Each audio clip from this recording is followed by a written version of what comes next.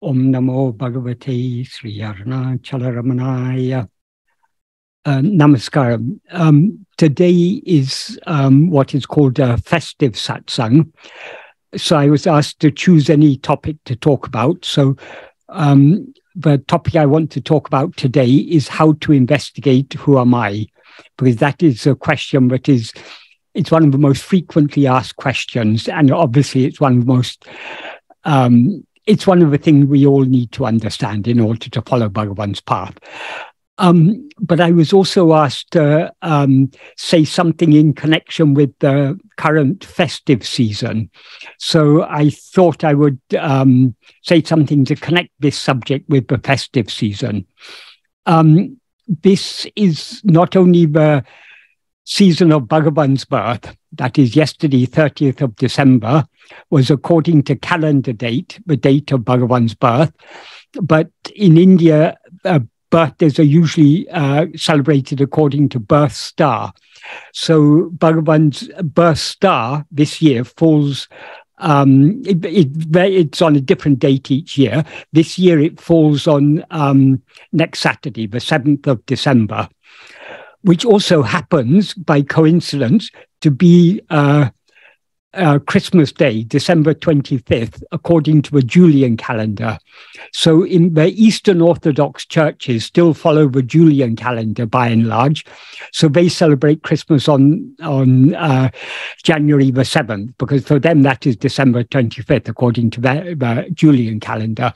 So this year, Bhagavan's birthday happens to fall on that other date for Christmas.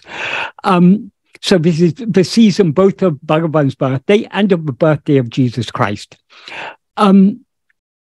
Regarding Jesus Christ, there is a very ancient tradition in Christianity from the time of the early church fathers. In fact, one of the early church fathers is, this saying is attributed to one of the early church fathers, Saint Athanasius.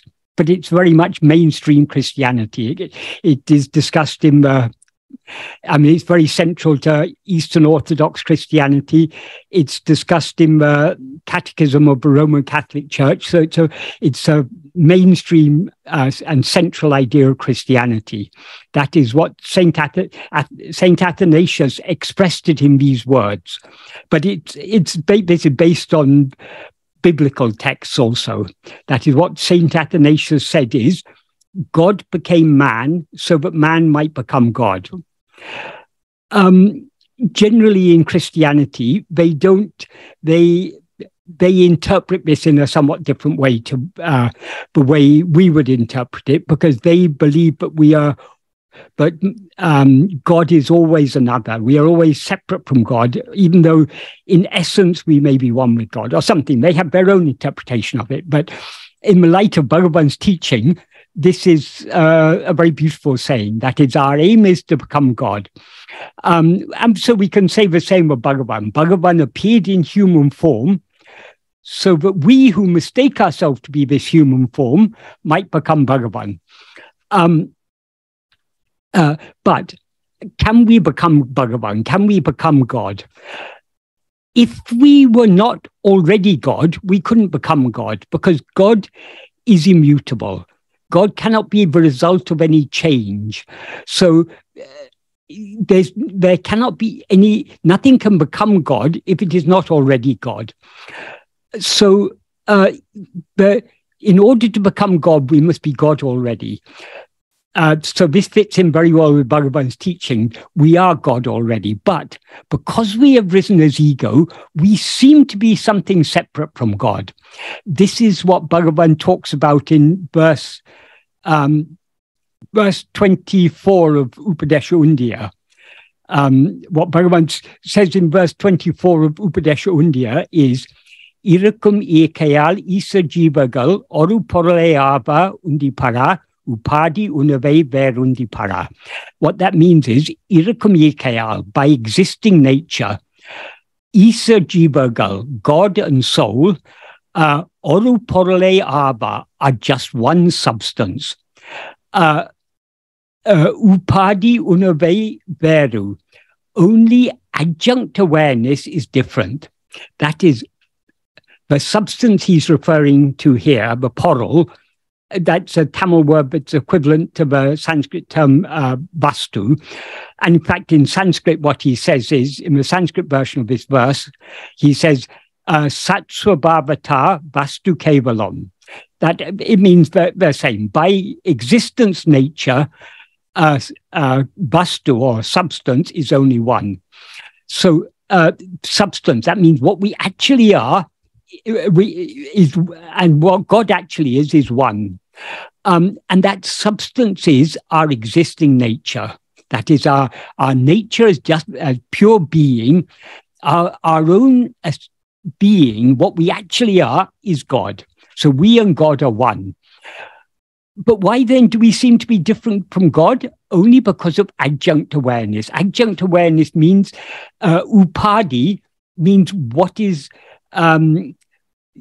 what we take ourselves to be. Now we take ourselves to be a person. It seems to us that we are this body. We seem to be limited within the confines of this body.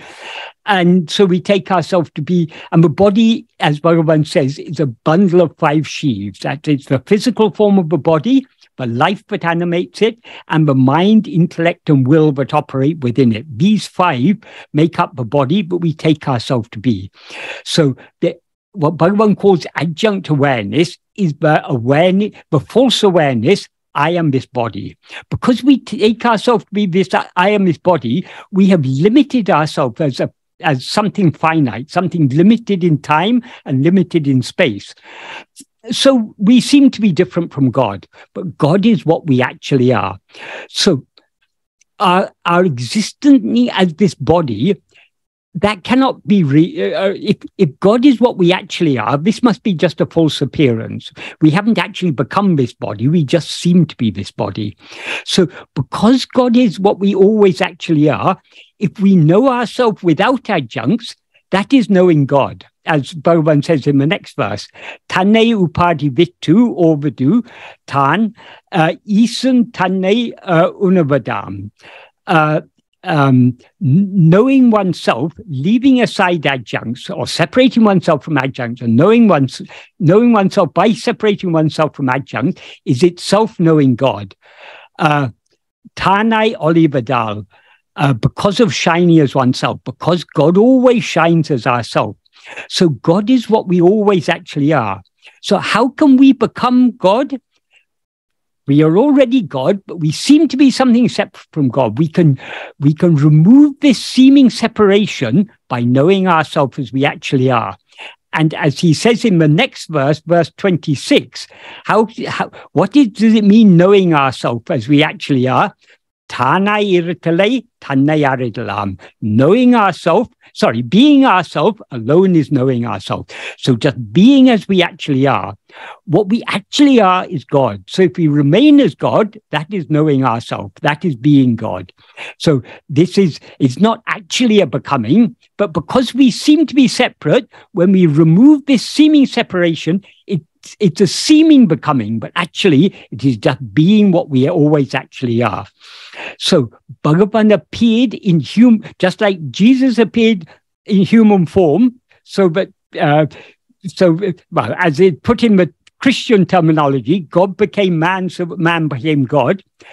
More in the terminology of Bhagavan's teaching, Bhagavan appeared in human form so that we who mistake ourselves to be a human form may become Bhagavan.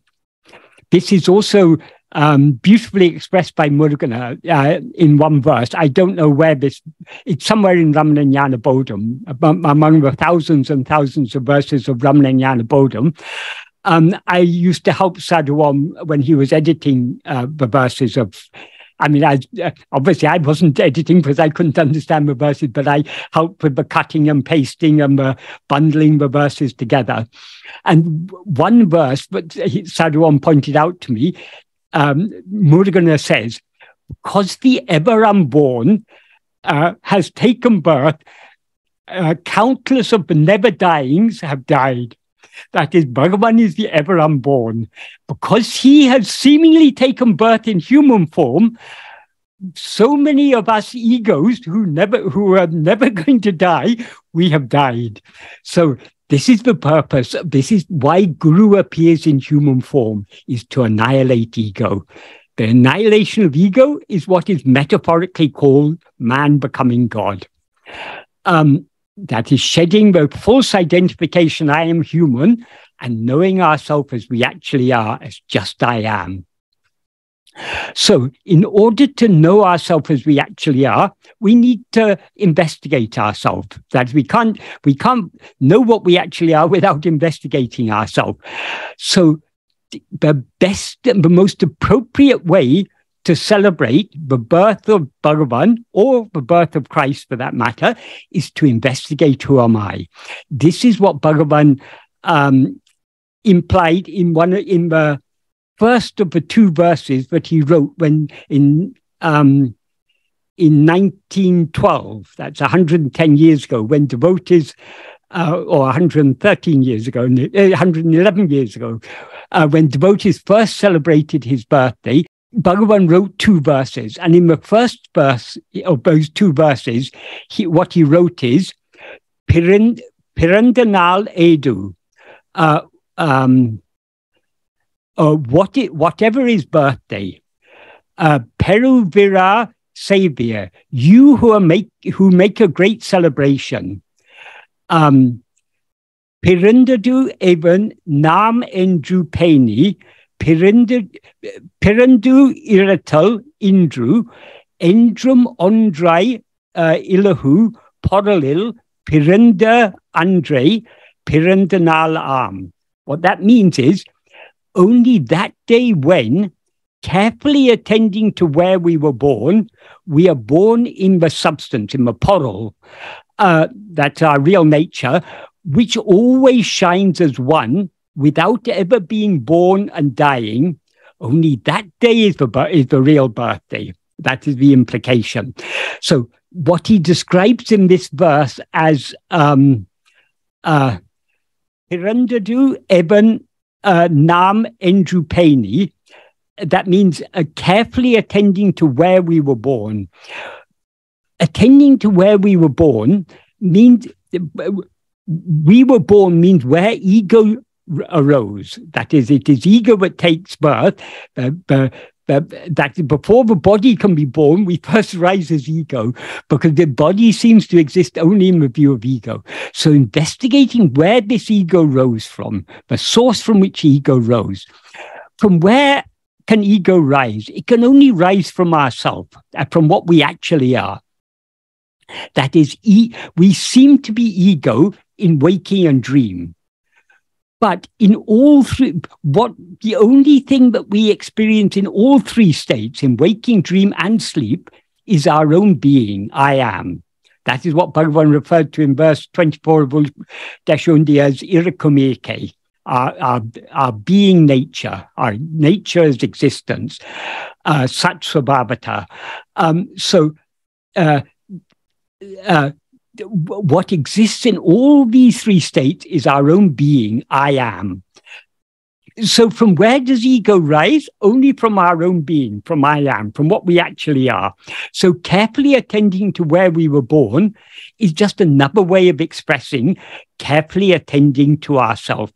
Attending to ourselves is what Bhagavan calls investigating who am I.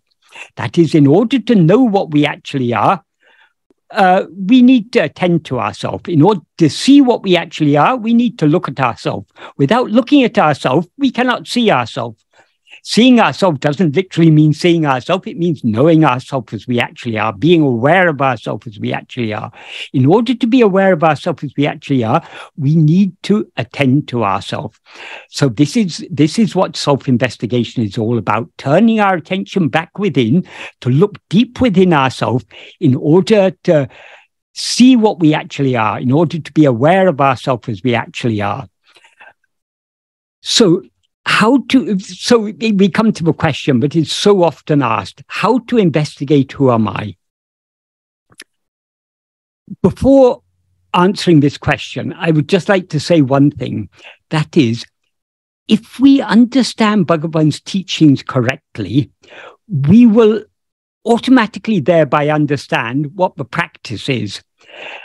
Because Bhagavan's teachings, all his teachings, are pointing at this one practice. They're all clarifying this practice. They're all clarifying why we should attend to ourselves, how we should, what is it we are to attend to. All this is clarified in all Bhagavan's teachings. So to really understand how to practice self-investigation, we need to have a clear understanding of Bhagavan's teachings. To the extent to which we have a clear understanding of Bhagavan's teachings, it will be clear to us how to investigate ourselves. But in order to have a clear understanding of Bhagavan's teachings, we need to investigate ourselves, because we can understand his teachings only to the extent to which we put them into practice. This may seem to be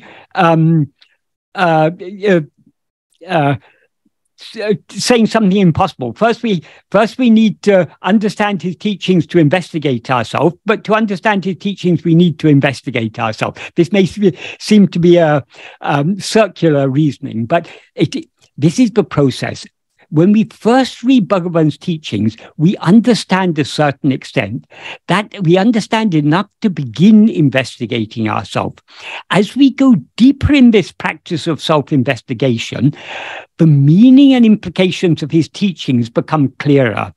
So as we go deeper in the practice, our understanding grows deeper. As our understanding grows deeper, we're able to go deeper in the practice, because this is the path of jnana, the path of knowledge, the path of clarity, of wisdom, of awareness, knowing ourselves as we actually are. So like any investigation, when you start up an investigation, where the investigation is going to lead may not be very clear at first. But as the investigation progresses, the way forward becomes clearer and clearer. Likewise with this path. So to begin to understand this practice, we need to begin to understand, but we need to at least have a basic understanding of Bhagavan's teachings. If we don't understand his teachings, if we're told to attend to ourselves, we may imagine, oh, I'm this body, so let me sit in front of a mirror and look at myself. Obviously, that's not what Bhagavan means, because Bhagavan clarifies we're not this body, we're not this mind, we're not any of these five sheaths. It has to be said at first, in order to clarify what we actually are, it has to be, first, the distinction needs to be made between subject and objects. This is what in Vedanta, in Advaita philosophy, is called Drik, Drisya, Viveka. Drik means the seer, or in other words, the one who is knowing, one who's perceiving. Drisya means what is known or what is seen, and Viveka means distinguishing. So we need to distinguish ourselves as the knower from everything that is known. In other words, what we actually are is not any object. So we are told at first, you are the subject, you are the seer, you are the knower. But even that is not the final truth. We are not actually the subject. The subject, the knower, or the witness, as it's sometimes called, is ego. That which knows all this is ego. What we actually are is the reality of ego. That is, ego is the adjunct mixed awareness. I am this body. I am this person. I'm such and such a person. In this adjunct mixed awareness, the fundamental awareness I am is what we actually are.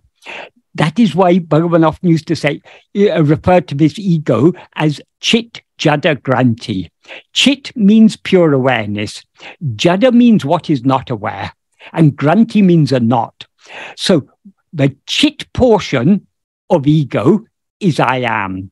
The Jada portion of ego is this body. That is, ego is a conflation of what is aware with what is not aware. The body is Jada. The body has no awareness of its own. The body may seem to be aware, but it's not actually the body that's aware. It's I am who am aware. The I that is shiny in the body that is aware of the body as I am this body, and consequently aware of all other things. So we first need to distinguish ourselves as the subject distinct from the objects. Then when we begin to investigate the subject, the adjuncts drop off and the reality of the subject remains. That is what we actually are. But it's sufficient at first to start investigating the subject, the ego, because when we investigate the subject, as Bhagavan says, there's a passage recorded in Maharshi's Gospel, where Bhagavan says, ego is chit-jada-granti.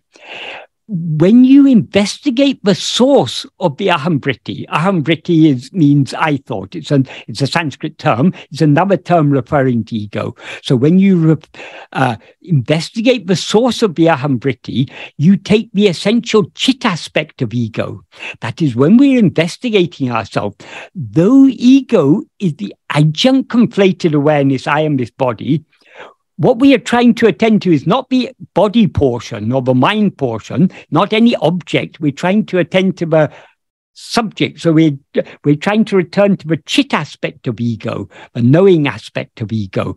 And to the extent to which we hold on to the chit aspect of ego, namely I am, the adjuncts will drop off, because the adjuncts are not holding us. We are holding the adjuncts. This body doesn't claim to be I, as Bhagavan says in verse 24 of Uludunapadu. But the Jada body does not say I. It's not aware of itself as I. It's we, as ego, who say, I am this body. So it's we who are holding the body is not holding us. So if instead of holding the body, if we try to hold ourselves, in other words, if we try to attend to ourselves alone, the body and all other adjuncts will recede into the background of our awareness, and will eventually disappear altogether. And what will remain shining is our pure being, our fundamental awareness, I am, which is what we actually are. So in order to know what we actually are, we need to attend to ourselves. Attending to ourselves doesn't mean attending to any of the adjuncts we take ourselves to be. It's not attending to the body or the mind or anything. It's attending only to the fundamental awareness, I am. So this is the very simple practice that Bhagavan has taught us. For those who are sufficiently familiar with Bhagavan's teachings, what I will have said now is nothing new. It's just repeating the same thing. For anyone for whom what I've said now appears something new, then I suggest reading Bhagavan's teachings more carefully.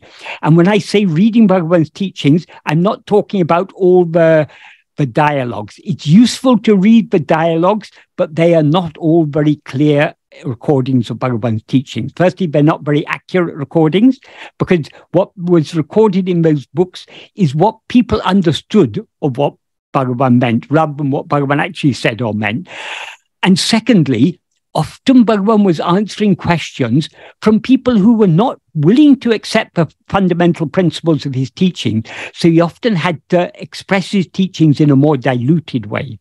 But to understand the core principles of Bhagavan's teachings, we need to read his own original writings. Works like, one of the best works to start with is obviously the small prose text, Nana, Who Am I?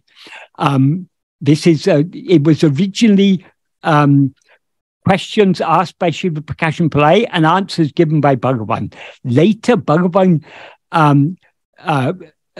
rewrote the answers in the form of an essay. So that contains the very essence of Bhagavan's teachings. So that's a very important text to read again and again and again. But if we don't know Tamil, it's important to find a good translation, because not all translations are entirely satisfactory. So that's one very important work. Another very important work is Uludunapadu. Uludunapadu contains many of the basic principles of Bhagavan's teachings. Another one is Upadesha Undiyar. But some of the verses from Upadesha Undiyar I read now. Another is Atma-vichara. And there are a few other works and verses. And also, most important of all, is Arunachal Stuti Panchakam.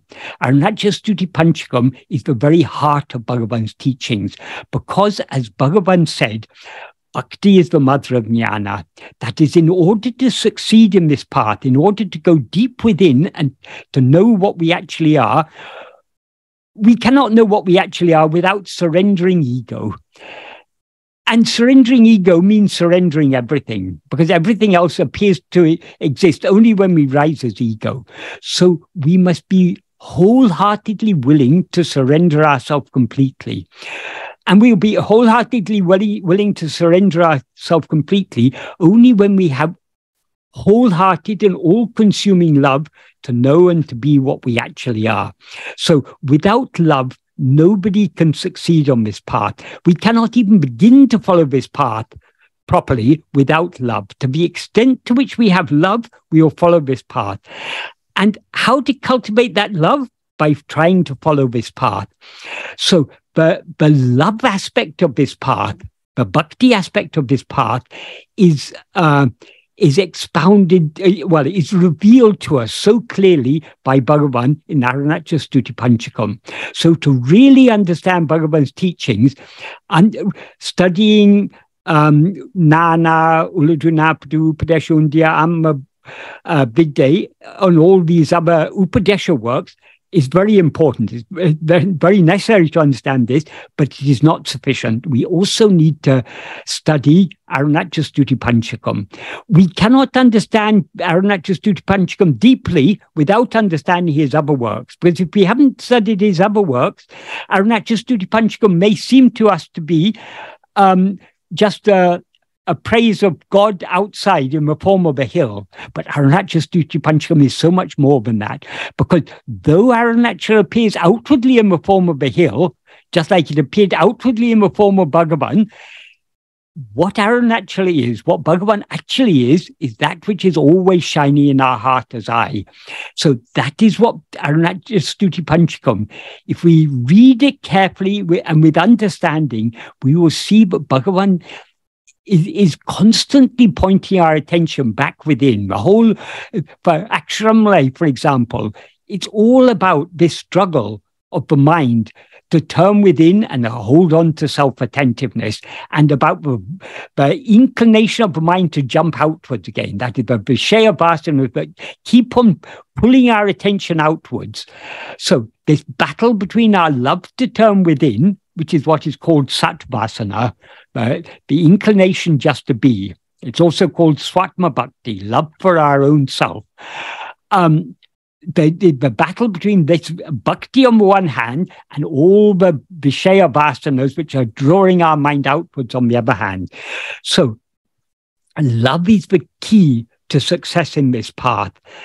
And we have to be ready to put up a fight, because our Vishaya Vasanas will always be inclining our mind to go outwards. So we must have all-consuming love to turn within. And however many times our attention comes out again, we must try to bring it back within. So this, in brief, is how to practice self-investigation. Firstly, we need to understand what it is we are to investigate. We are to investigate our own being, our fundamental awareness, I am. And we can attend to that. That we can investigate that only by attending to it. Oh, this is one other thing I wanted to say in this connection. That is, many people, when they first hear about this, they say, but how to attend to myself? I'm not able to find this I, or all sorts of things people say. If someone says, I'm not able to find I, that shows they're looking for something other than themselves, because the I that says, I am not able to find the I, is itself the I that it should be attending to. So in other words, we are to attend to ourselves. We're not looking for something unknown, but what we are trying to attend to is that which is always known, namely our own being. But people say, because the mind is used to attending to objects, this attending to ourselves, the subject, is obviously something much more subtle than that. So it takes some practice at first to slowly get the hang of what it means to attend to myself. But the natural inclination of the mind is to always try to attend to some object, some phenomenon. But we are trying to wean our mind off its attachment to objects and to attend instead to the subject.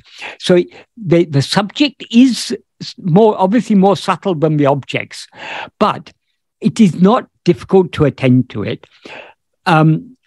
As Bhagavan says in Atma-vichara, of all the paths, this path is exceedingly easy.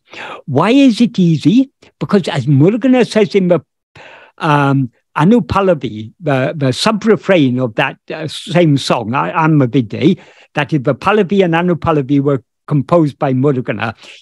What Murugan says in the Pallavi is Aye Yati Sulapum, Atma-vichara, Aye Yati Sulapum.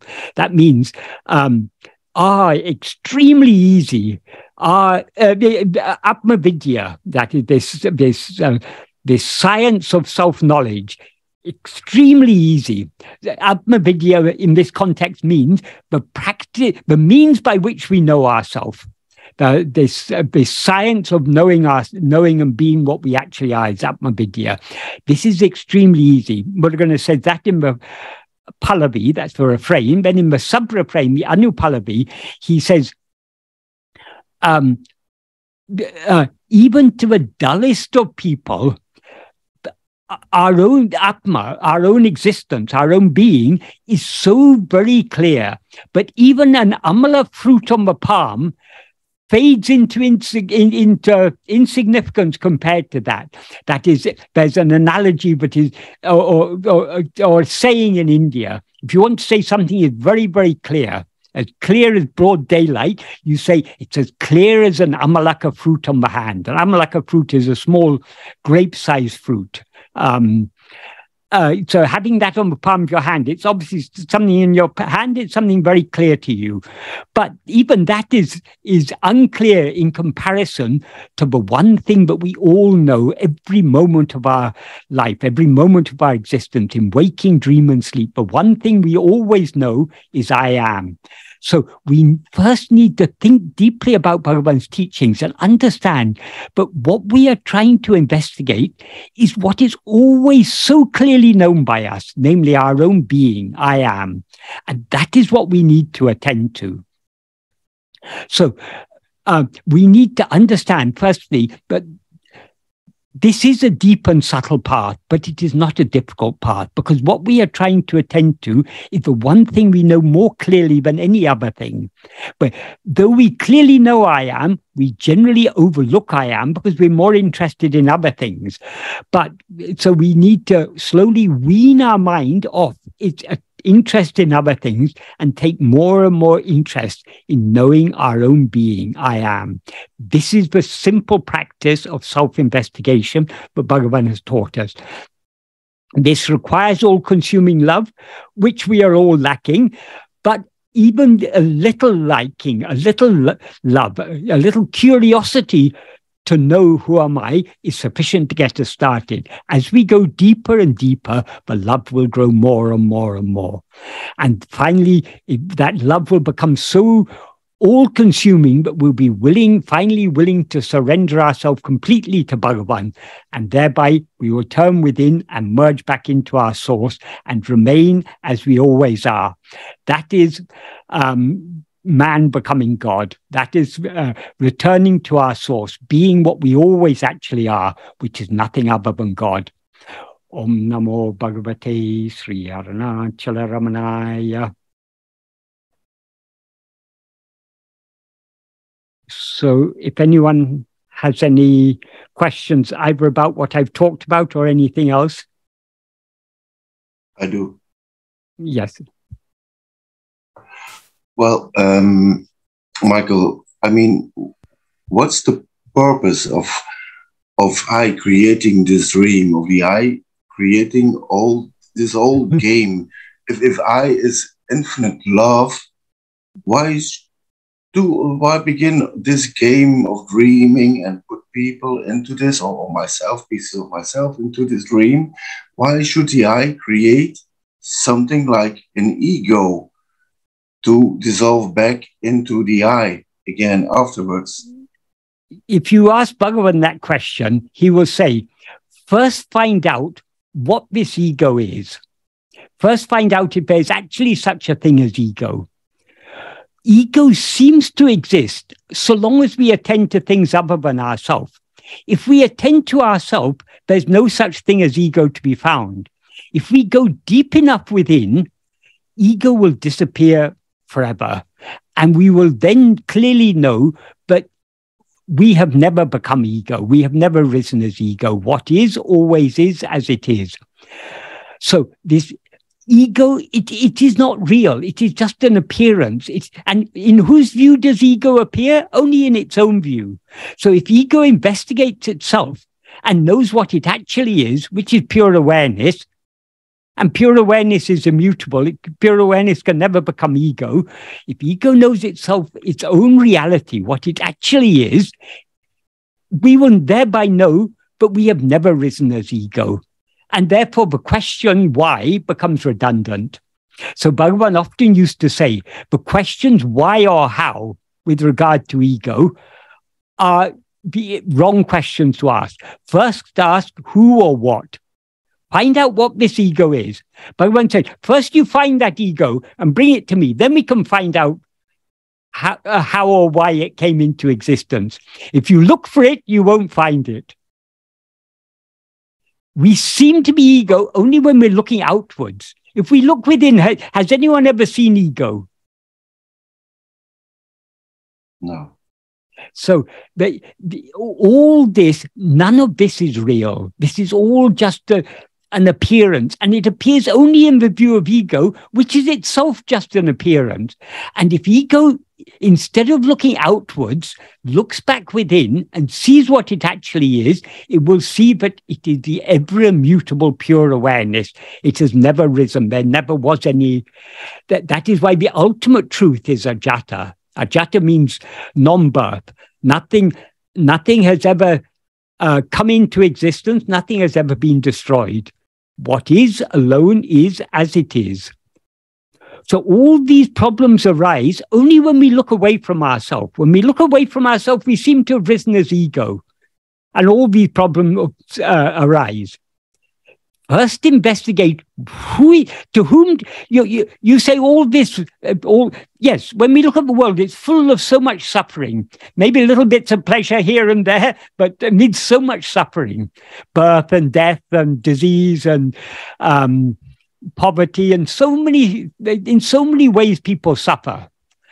They're very desiring to be free of suffering is itself a suffering. So. And there's no such thing as that is the very nature of ego is dissatisfaction. Everyone is dissatisfied.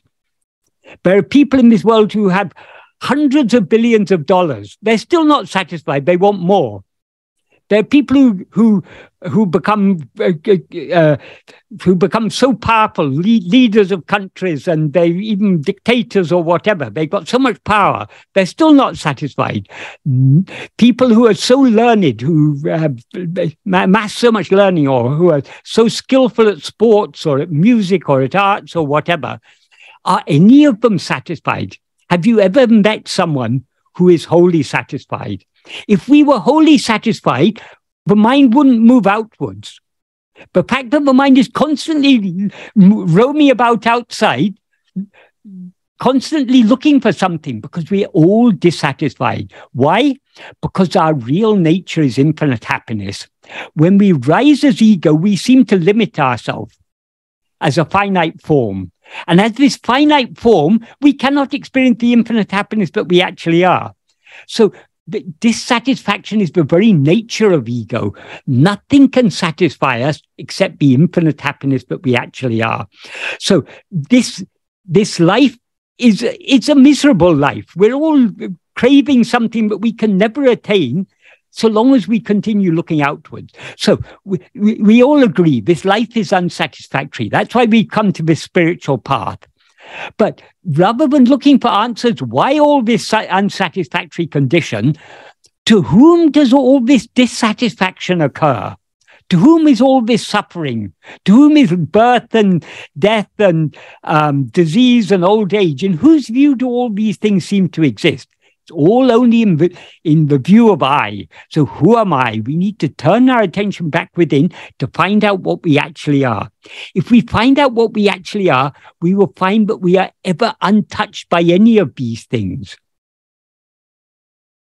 Because what we are is pure awareness, which is immutable, ever the same, ever untouched by anything.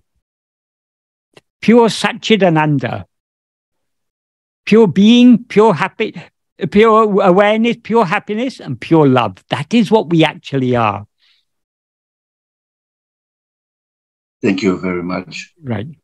And maybe I have to say, I must be out of my mind. There's a nice ring to it.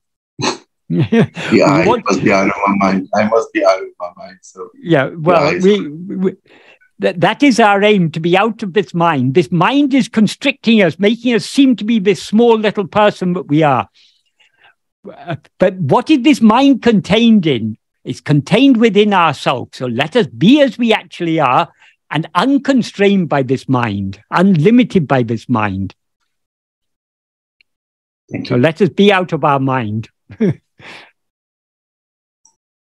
there was just one thing which occurred to me, which is in sort of the old Vedic texts and the Upanishads and so on, and then later on in many of the Indian traditions, or the Advaita traditions, this sort of an explanation is very often given in terms of and from about 3,000 years ago, as you will know, to simply talk about a kind of a play of self-recognition, that there is a manifestation and appearance simply for the sake of self-recognition through that manifestation and appearance, that is through the ego. Yes, and this is quite a prominent sort of a way of looking at it. And I think just to sort of, I would imagine it's just to make it a bit easier to understand and so on, that kind of thing. Yeah.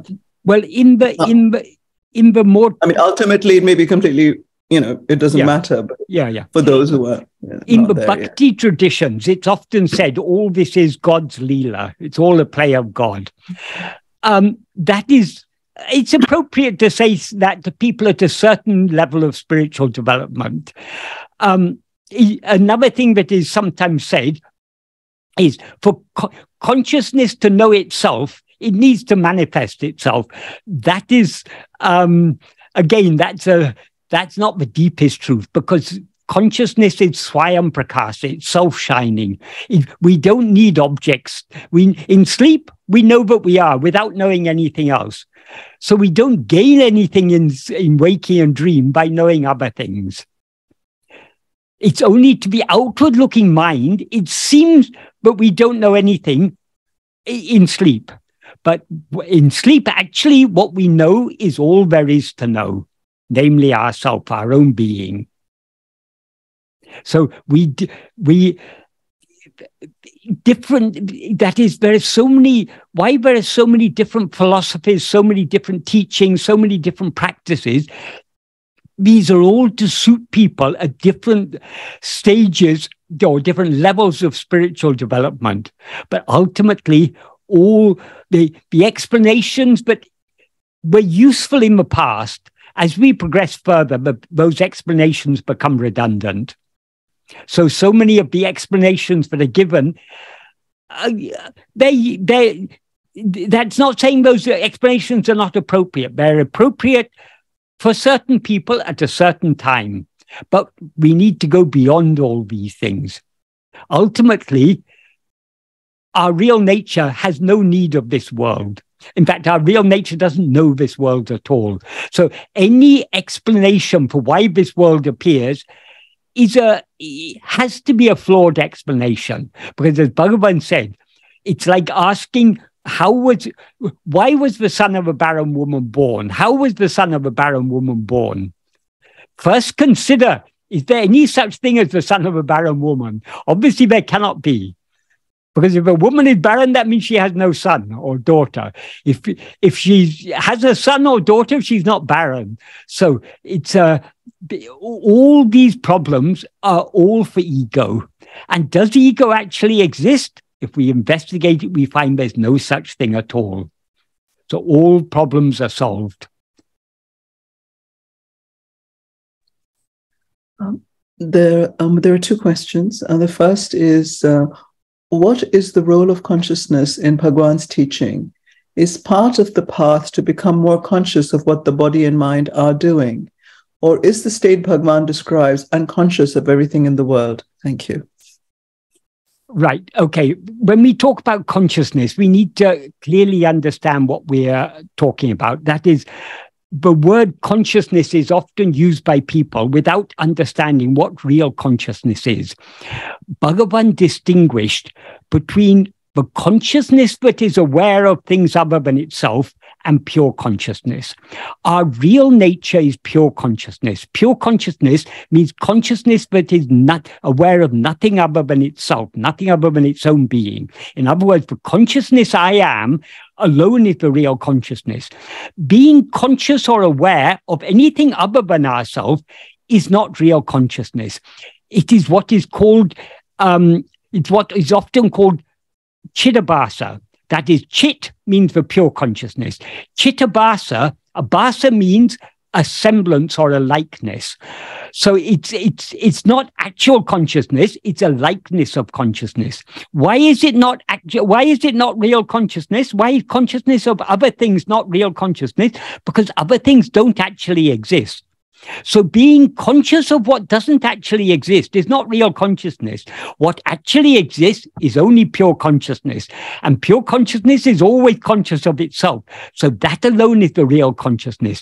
Consciousness of other things is not real consciousness, because other things are not real.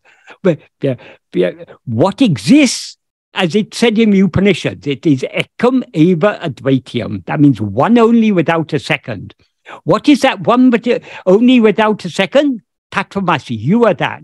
So we alone exist. Knowing anything other than ourselves is not real consciousness. So the mind, whose nature is to always know things other than itself, is not real consciousness. Mind or ego in that is mind as subject, but knower is. Bhagavan says in Ulivanap, that which knows is not real knowledge. Or that which is aware is not real awareness. I mean, that which knows anything other than itself is not the real awareness. Real awareness is that which knows only I am.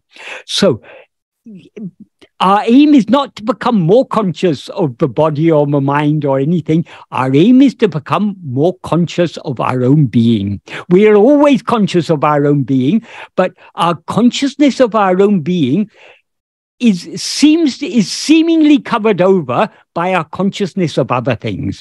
So the practice of self-investigation is not attending to anything other than ourselves. It's attending to ourselves alone.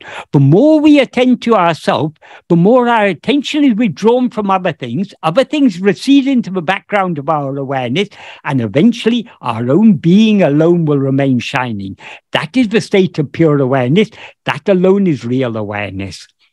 So long as we're aware of anything other than ourselves, that is not real awareness. That's merely what is called chidabhasa, a semblance of awareness. Abhasa also means a reflection, because if you look in a mirror and you see your reflection in the mirror, you're not actually seeing your face. You're seeing a likeness of your face.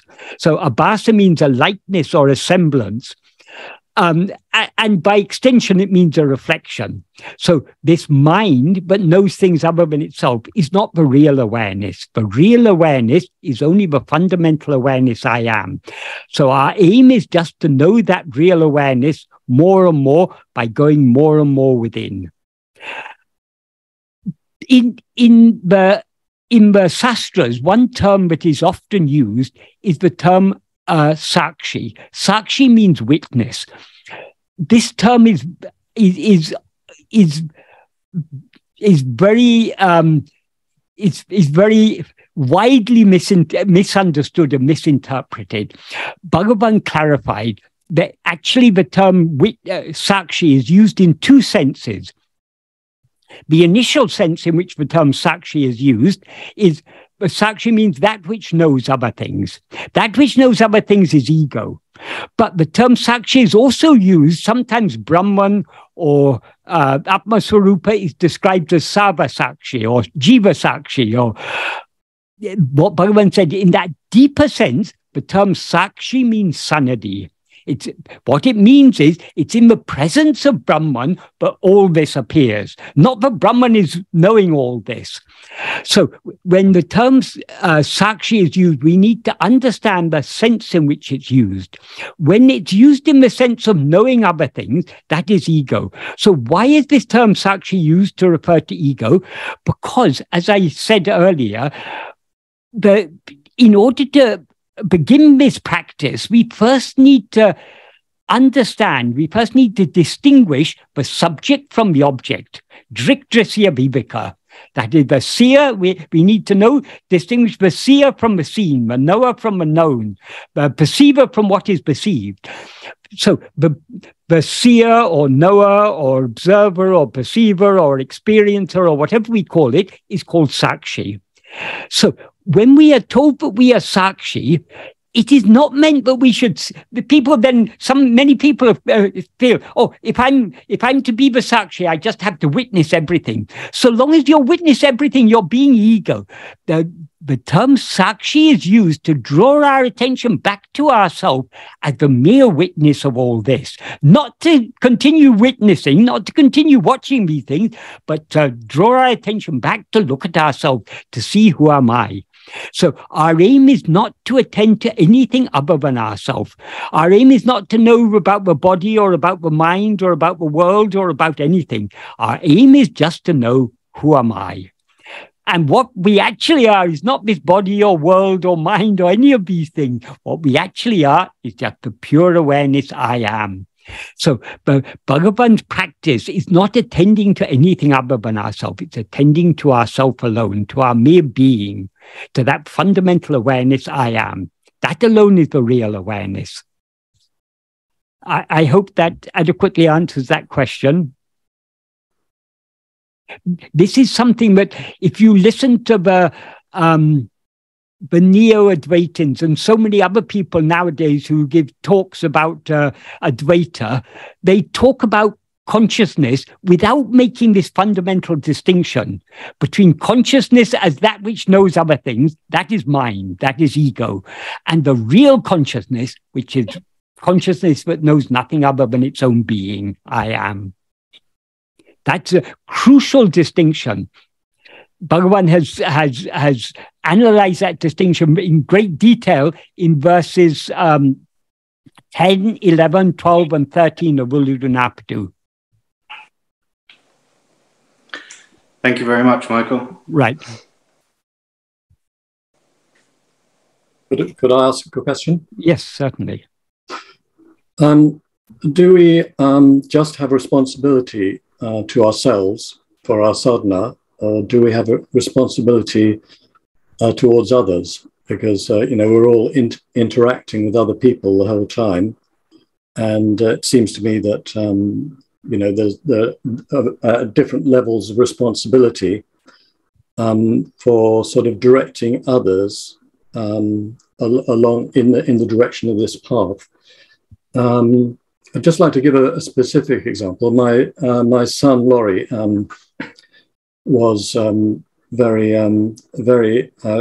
follow me in my interest in Ramana Maharshi and this path, and he eventually sort of became a bit disillusioned as a result, or he felt he was disillusioned, and sort of just it just shut down. He decided not to go any further with it. See, so do I? I mean, I meet up with him quite a lot. Do I try make an attempt to draw him back, or do I just say to myself, well, he's just got to find his own way. It's his life, and so I sort of have this dilemma. That's one specific example, but I'm always wondering whether I've got other children and friends and so on, and I just wonder to what extent it's my responsibility to sort of influence them or attempt in some way to, see what I'm getting to. And I mean, it's yes, it's quite a wide subject, really. Yes. Yeah. Ultimately, the only responsibility we have is to turn back within and merge back into our source. That is our ultimate responsibility. That is what this life is all about. When we rise as ego and look outwards, we see others, we see the appearance of others. And obviously, so long as we are interacting as a person in this world, we have certain responsibilities as a person. That's not, those responsibilities are only for us as a person. But our real responsibility is turning within and thereby separating ourselves from this person. But so long as our mind is going outwards, yes, it seems to us we have responsibilities. We have those who are near to us, who are dear to us. We have to care for them and do everything. All these external responsibilities are for the person we seem to be. So, as Michael Ridgway, you have family, you've got children, and you've got responsibility, and you've got relationships with so many other people. We naturally have obligations when we're acting in society. If we go into a shop to buy something, we have an obligation to pay the money for it. We don't just go in, take it, and run out. So there are so many different types of obligations we have, so long as we're interacting in this world. So obviously we have the interaction we have with the people in the shop is minimal. Nowadays, we go into a supermarket without talking to anyone. We pick up the things we want. We go to a self-checkout, we pay, and we go. So there's minimal interaction. If you go to an older type of shop where there's a shopkeeper behind the counter, there's some sort of interaction. You actually, he will weigh the things and tell you the price, and you pay it. There's a little bit more interaction. So there's so many different levels at which we're interacting with the world around us and with the people around us. The more intimate the type of relationship, the more the obligations we have. Obviously, to our family and so on, we have obligations. As far as Bhagavan's teachings are concerned, that is, it's not our responsibility to bring others to Bhagavan's path. Because you set a certain example to your son, he was felt inclined to follow you. That is good. It's good to set a good example. And it's good if anyone takes interest, we should share our interest. So if someone comes into us and asks about Bhagavan's teachings, yes, certainly we should answer their questions and everything. But if we find someone is not interested or is losing interest, we should just let it be. Because ultimately, it's not our responsibility, it's Bhagavan's responsibility. Just like Bhagavan is taking care of us, he's taking care of each and every one. So we do have responsibilities so long as we take ourselves to be a person, but our responsibilities are limited. And we can only have responsibility to... If you see someone in difficulty, if you can help them, you have a responsibility to help them. So supposing you see a hungry person sitting on the pavement, and you've got food, then you've got a responsibility to give that food to that person. But supposing you don't have food and you've got no way of getting food, and there's no other way you can help that person, you don't have a responsibility to do what you cannot do. So part of being a responsible person is to understand where we can help and where we cannot help. There's a saying, something like, it's a prayer, I think. It's a prayer by it's a Christian prayer, I think. God, help me or enable me to help where I'm able to help. Enable me to keep quiet when I'm not able to help, and enable me to know the difference. Give me the wisdom to know the difference. So we need to know the limits of our capability. We shouldn't try to do what we cannot do. We cannot. That is what draws us to this path, is grace. And it's drawing everyone to this path, but everyone is at a different stage in their spiritual development. So we can't accelerate anyone else's spiritual development. We can follow this path ourselves. When others come and ask us, if they want to know, we can share what we know. But we are not here to convert others or to convince others or anything. Is that a satisfactory answer what I've said? It's not a very simple answer, but there's no simple answer. It's not a simple question. There's no simple answer to it. I think the simple answer you've just given is no, in a way. As far as Bhagavan's teaching is concerned, yes, no. I mean, yeah. We're having difficulty saving ourselves. How can we save others? Yeah. I was just wondering whether really even the idea or the notion that somebody else can get enlightened is a delusion, really. Whether it is ultimately it is a delusion. You persuade somebody to do self-enquiry and so on and follow Ramana Maharshi. Could that other person, ultimately attain enlightenment? Because that's just projecting enlightenment into somebody else somewhere else. Exactly. So, no person. The very idea of helping somebody else, there's something flawed about that. Yes. No person can ever attain self-realization. That is, Michael Ridgway will never attain self-realization. Michael James will never attain self-realization. No person will ever attain self-realization because the person is jada. The problem is the ego. And even ego cannot attain self-realization because ego needs to try to know itself. But when it knows itself, it will cease to be ego and remain as it actually is. So, as Bhagavan used to say, jnana me jnani. Jnana alone is the jnani. That is, jnana means pure awareness. What can know pure awareness? Only pure awareness can know pure awareness. When we as ego, this impure awareness, I am this body, seek to know what we actually are, we are trying to know that pure awareness. But in our effort to know the pure awareness, we lose ourselves in that, and pure awareness alone remains. So yes, it is a delusion to think that others can attain self-realization. It's also a delusion to think that this person we think we take ourselves to be can attain self-realization. What is called self-realization, as Bhagavan says in one verse, I think 21 of Ulivnaptu, he concludes, Unadal Khan, becoming food is seeing. In other words, we need to be swallowed. We need to cease to exist. That alone is knowing ourselves.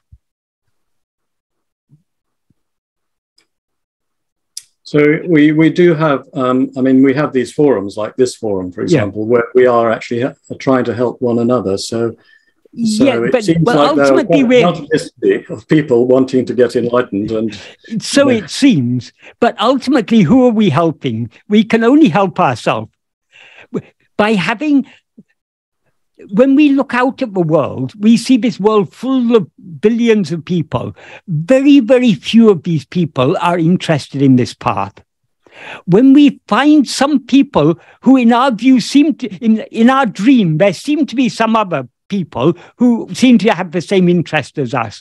So we discuss these things, and by discussing these things, we often gain more clarity ourselves.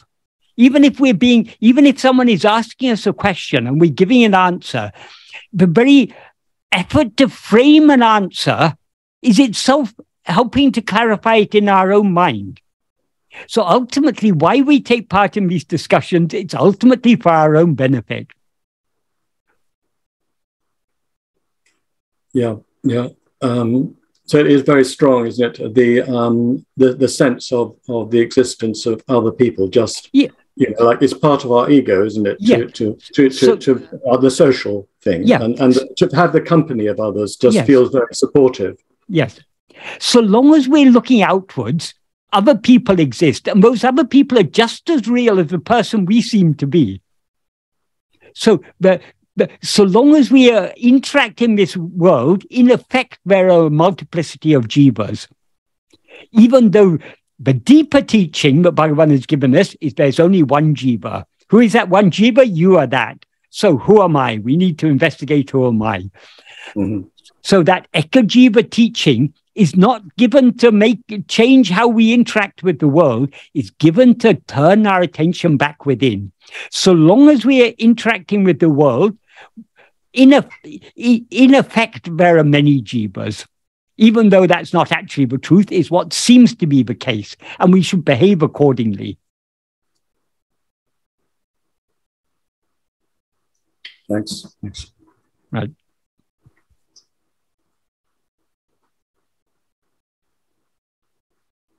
The next question is, in Ulatu Narpatu, Mangalam verse 2, the self-surrender message is easy to comprehend.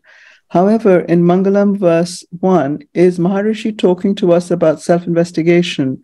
The last word of the verse, unnar, could it be interpreted as go and comprehend or comprehend/investigate? And then it goes on, in order to attend to yourself, would the process of meditating on I watch and discard the objects that are trying to attach to I? Okay. And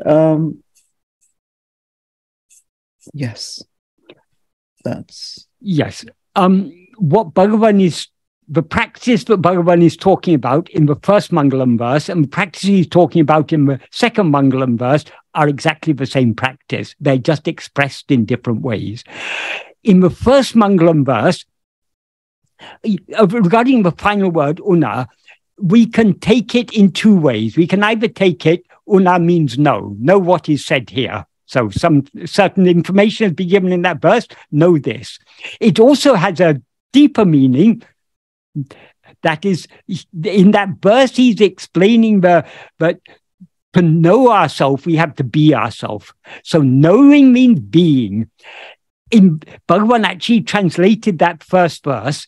That's the only verse of Ulunapadu that Bhagavan translated. He translated it into Sanskrit also as a Vemba. And he ended it with the word Syat, may you be. So in Tamil he said no. In Sanskrit he said be, because knowing is being and being is knowing. So the principal message of that first verse is, in order to know what we actually are, in order to meditate on what we actually are, we just have to be as that. It's not a matter of one thing knowing another thing. We can know ourselves only by being ourselves. Tana iritale, tana yaritlam, as he says in verse 26 of Upadesha Undiyar. In the second Mangalam verse, he says, those who have intense fear take refuge in the fortress of the feet of the birthless and deathless Maheshan. That birthless and deathless Maheshan is what is always shining in our heart as I. So taking refuge in the fortress of its feet means subsiding back within. That is surrender. How do we subside back within? By being as we are. So it's the same teaching expressed in different words. There was a little bit more to the question, but sorry, Shalini, can you read that? There was a little bit of that question, something about knowing, towards the end, there was something. Yes, I'll just read it out. It says, in order to attend to yourself, would the process of meditating on I watch and discard the objects that are trying to attach to I? Right. That's what I want to say.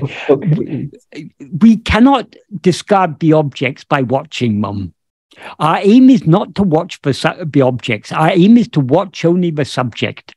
That is, meditating on I means meditating on the subject alone.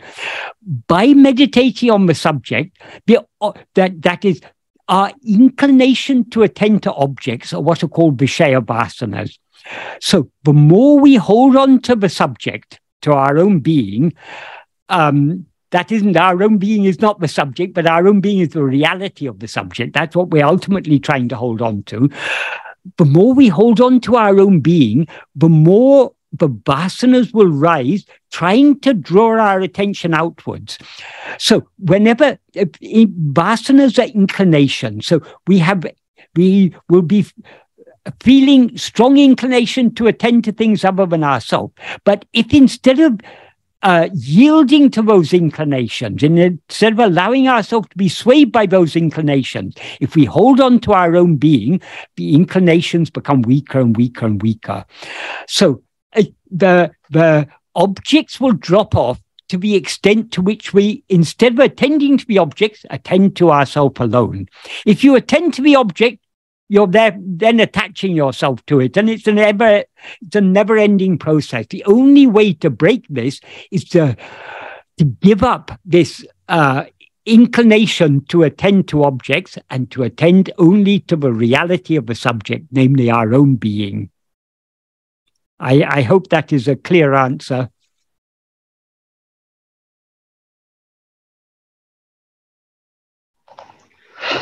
Michael, this is Prasad here. Yes, just to clarify, thanks for this, to clarify it a bit more. But when you look the Atma-vichara, he says, when the thought arises, he said, to whom this thought arises, and it's to me, who am I, is the thing which Bhagavan asks us to do, right? Yes. The fact that the thought arises means we are watching the objects, right? So then we're watching and discarding. Are you saying don't do that, just meditate on I or Arunachala? Think of Arunachala as in your heart and meditate on it, and then forget about the objects. Is that correct? Is that way? Yes, that is when Bhagavan says, he doesn't actually say ask who am I or ask to whom. He says, if other thoughts rise, that is, if anything arises, investigate to whom. Investigate to whom means we turn our attention away from the object back towards ourselves, the one to whom it arises. So it's not, we are not investigating the thought, we're investigating one to whom the thought arises. So we don't have to watch the thought. That is, if a thought arises, that means our attention has been drawn away from ourselves towards that, because nothing can rise without our attention. No thought can rise if we don't know it. And we know it because we attend to it. So the very fact that any thought arises means our attention has been diverted away from ourselves. So investigating to whom means turning our attention back towards ourselves, the one to whom it has appeared. So it's not a matter of questioning, but of that is what Bhagavan means by investigate to whom, is turn our attention back towards the one to whom all this appears, namely ourselves. Is that clear? Yeah, just sorry, one more question. Meditating on I is such an abstract thing. It's very difficult. It's easy to meditate on assuming Arunachala is in your heart or whatever God somebody thinks to be. It's easy to keep the focus on that and keep your attention on that. Is that the practice, or would that help in the long run? So imagining Arunachala is in our heart is a bhavana. Our aim is, so long as you're imagining Arunachala in your heart, Arunachala is something, what you imagine is something other than yourself. We don't have to imagine Arunachala in our heart. Arunachala is ever in our heart. Arunachala is that which is shining in our heart as our own awareness, I am. Ariyati tara jivara dahavari jagohail arivai rami paramatman Arunachala Ramanan. Bhagavan says, Arunachala Ramana is the Paramatma who exists blissfully as awareness in the cave of the heart lotus of all different jivas, beginning with Hari. So we don't have to imagine he's in our heart. He's ever shining in our heart as our own being. He says in Nanendridera Naditudava, in the second verse of Arunachala Pancharatnam, you're ever dancing in the heart as I. So he's ever shining there in our heart as I. We don't have to imagine him. And you say I is something very abstract. It's not. Is your existence abstract? Your existence is the most clear and obvious thing. As Murugan says, it's even an amalaka, even a nelikai or an amalaka fruit in your hand is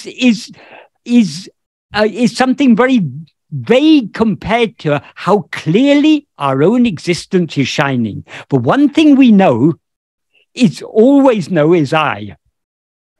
when you say I is very abstract, you're thinking of I as something other than yourself. Are you abstract? Can you say that you are abstract? The very center of your experience, all your experience is centered around I. It's I know, I see, I hear, I want this, I like that. All this, I is the center. All our whole life is centered around this one axle of I. So it's the most obvious thing. As Bhagavan said, our own being, I am, is the screen on which all other phenomena appear. Everything appears on that screen. But whether other things appear or not, the screen always remains as it is. So it's the one thing that is so clear, but we overlook it because of our interest. If you go to a cinema, you sit for 3 hours in the cinema looking at a screen. But it's as if you never see the screen because you're more interested in the pictures. That is the problem we're up against. We're always aware I am, but we overlook it because we're more interested in other phenomena. So it's a matter of weaning our interest away from other things to take interest to know who am I. The more interested you are to know who am I, the more you will attend to I. Attending to I is not difficult, but difficulty arises because we're more interested in other things. So we're more keen to attend to other thoughts than to attend to our own being. This is why other thoughts rise. Other thoughts don't rise of their own accord. It's because of but other thoughts are nothing but the sprouting of our own vasanas. Our vasanas are what sprout in the form of thoughts. Vasanas are our own inclinations, our own interests. So why is the mind always dwelling on the things it interests in? Because it has liking to dwell on those things. So we are trying to shift our interest, shift our liking away from other things back towards ourselves. So the more love we have to know and to be what we actually are, the easier the clearer it will become how easy this path is. Even when we don't have liking, it is always easy. It just seems difficult because of our reluctance to do so. Okay. An analogy I sometimes give: if you've got a sharp knife and a watermelon, with the sharp knife, it's very easy to cut a watermelon. But even though the watermelon has a hard exterior, with a sharp knife we can easily cut it. With this sharp knife we're able to cut that hard watermelon. How much easier it will be just to cut our own throat.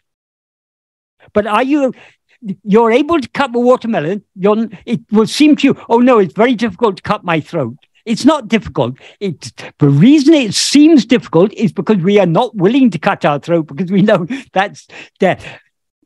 Attending to ourselves is just like that. It is cutting the throat of ego. Because we don't want to cut the throat of ego, we say it's difficult. It's our unwillingness is what makes it seem difficult. It's not at all difficult. Attending to ourselves is the easiest thing there is. Bhagavan says in Atma-vichara, more than any other path, this path is mikelidu. It's extremely easy. But the key is liking. The key is the love, the bhakti. That's why Bhagavan said bhakti is the mother of jnana. If we don't have love to surrender ourselves, if we are not willing to surrender ourselves, this path will seem impossible, even though it's actually the easiest of all things. When we can attend to other things, how much easier it will be to attend to ourselves. It should be obvious to us. Is that clear and helpful? It's helpful, but not entirely clear. On a practical sense, if I'm sitting and meditating and I'm attending to my I, right? Yes. I need to cling on to something. So what I should do? Should I just say, okay, I am. So this is my being. I am here. So that when you don't need to say I am in order to know I am. You always know your own existence. Yes, I am aware of that. So you just focus on hold on to your own existence. Hold on to your own being. Hold on to yourself. This is why I said earlier when I was explaining, I said the key to understanding how to practice this, how to investigate who am I, is to understand Bhagavan's teachings. We need to read Bhagavan's teachings carefully. We need to think about them deeply. Reading is the Sravana. Thinking about it deeply is the Manana. Applying that in practice is the Nididhyasana. These three should go on seamlessly. That is, when we read Bhagavan, we shouldn't just be reading the words. We should be trying to understand what Bhagavan is saying here. So the Sravana is mixed with the Manana. We're thinking about it deeply, trying to understand what Bhagavan means. And if we think about it deeply enough, that will automatically lead us to the Nididhyasana. Because what is Bhagavan talking about? He's talking about I. So if we're really reading Bhagavan correctly, it will make us think deeply about it and draw our attention back to ourselves. If our attention isn't drawn back to ourselves by reading Bhagavan's teachings, we are not reading them properly. So the Sravana, Manana, and Nididhyasana, these are not three watertight contained compartments. They are one seamless process. So we need to read Bhagavan deeply. Understand, how can we understand what he's talking about? When he's talking about I, if our attention is not drawn towards I, how can we understand what he's talking about? If you're attending a lecture on nuclear physics and you're thinking about what meal you're going to cook the next day, you're not going to grasp anything from a lecture. Likewise, if we're reading Bhagavan's teachings and not attending to I, we won't be grasping what he's talking about, because he's talking only about I. So understanding Bhagavan deeply is very necessary. So for that, we need to read carefully, think about it carefully, try to make sense of what Bhagavan is saying. What Bhagavan says is very simple, but because of our mind is full of so many other ideas and beliefs and inclinations to go outward, to understand Bhagavan clearly, we need to think about it very deeply. And most importantly, we need to put it into practice. The more we put it into practice, the more because the clarity all exists within us. The clarity is ever shining in our heart as that pure awareness I am. The more we attend to I am, the more we are, so to speak, bathing our mind in that clarity. So the more we bathe in that clarity, the clearer the real meaning and implication of Bhagavan's teachings will become to us.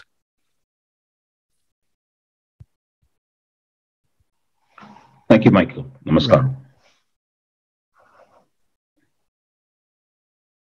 I'm not sure if it helps, but I think for a lot of people, the idea of presence or self-presence, this idea of, as what one should be attending to is quite helpful. Because it is this thing of just being consciousness. Presence is another word for our being. Yeah, exactly. We are being present. But one thing that is ever present is I. That is, why do we say this place is here? This time is now. Why is this present moment in time and this present place in space, why are they present? Because of the presence of ourself. Yes, I think that the problem comes in that sense of presence is expressed as I. But it is not, and it is that feeling which is expressed as I, but it's not. But what's felt is that which is articulated as I, but it's not. But I is something in language, and at the end, it may be the first concept, the first articulated thing, and so on. But it is when we talk about it, something in language. So is everything, but just in terms of feeling what to attend to, I sometimes wonder whether that confuses people, because I is used in so many ways. And I is used in so many ways, but the I is the natural name of ourself. How we all refer to ourselves is I. Whatever be the language, it's not any particular language. In every language, there is a first person pronoun, which is the natural way by which we refer to ourselves. We talk about consciousness, but what is the natural name of consciousness? I. Because consciousness always knows itself as I. And when we're talking about I, we're not talking about the word I, we're talking about our own existence. If we're talking about mangoes, we're not talking about the word mangoes, we're talking about what the word mango refers to.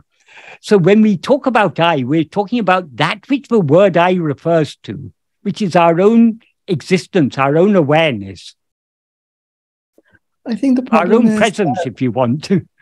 Yeah, exactly. I think our presence, because I think what happens is that because we're also entangled in the notions of I, you know, so one can point and say it's not this, but it's, but to get to that feeling, you know, of the real I, sometimes requires a lot of sort of sideways moves and pointers, because sort of talking about I itself, because we're so locked into the sort of these various notions of I, that it's very difficult to access the real I as presence. And so sometimes, I mean, this is what people sometimes seem to feel, is that when somebody says presence and so on, then, you know, you immediately begin focusing on that feeling of being present, that feeling of just being aware, awareness and so on, which is a little bit closer to what we are.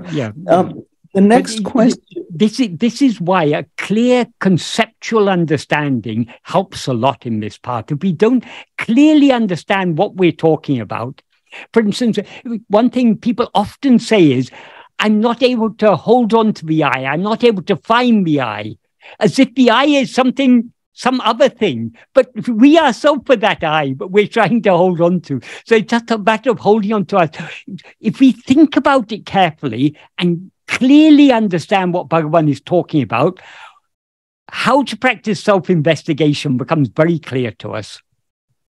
But we can never actually get it right until we do it properly, can we? So it's always a matter of exploring. It's always like we don't just take some principle and then just stick to that principle, and that principle will take us all the way there. We have to keep investigating, keep changing our position in a way, you know, like it's trying to get at the target, but and none of us actually get it right. So it's always frustrating, isn't it, all the way along? I wouldn't, to some extent. I wouldn't say in terms of getting it right, because it's not a matter of right and wrong.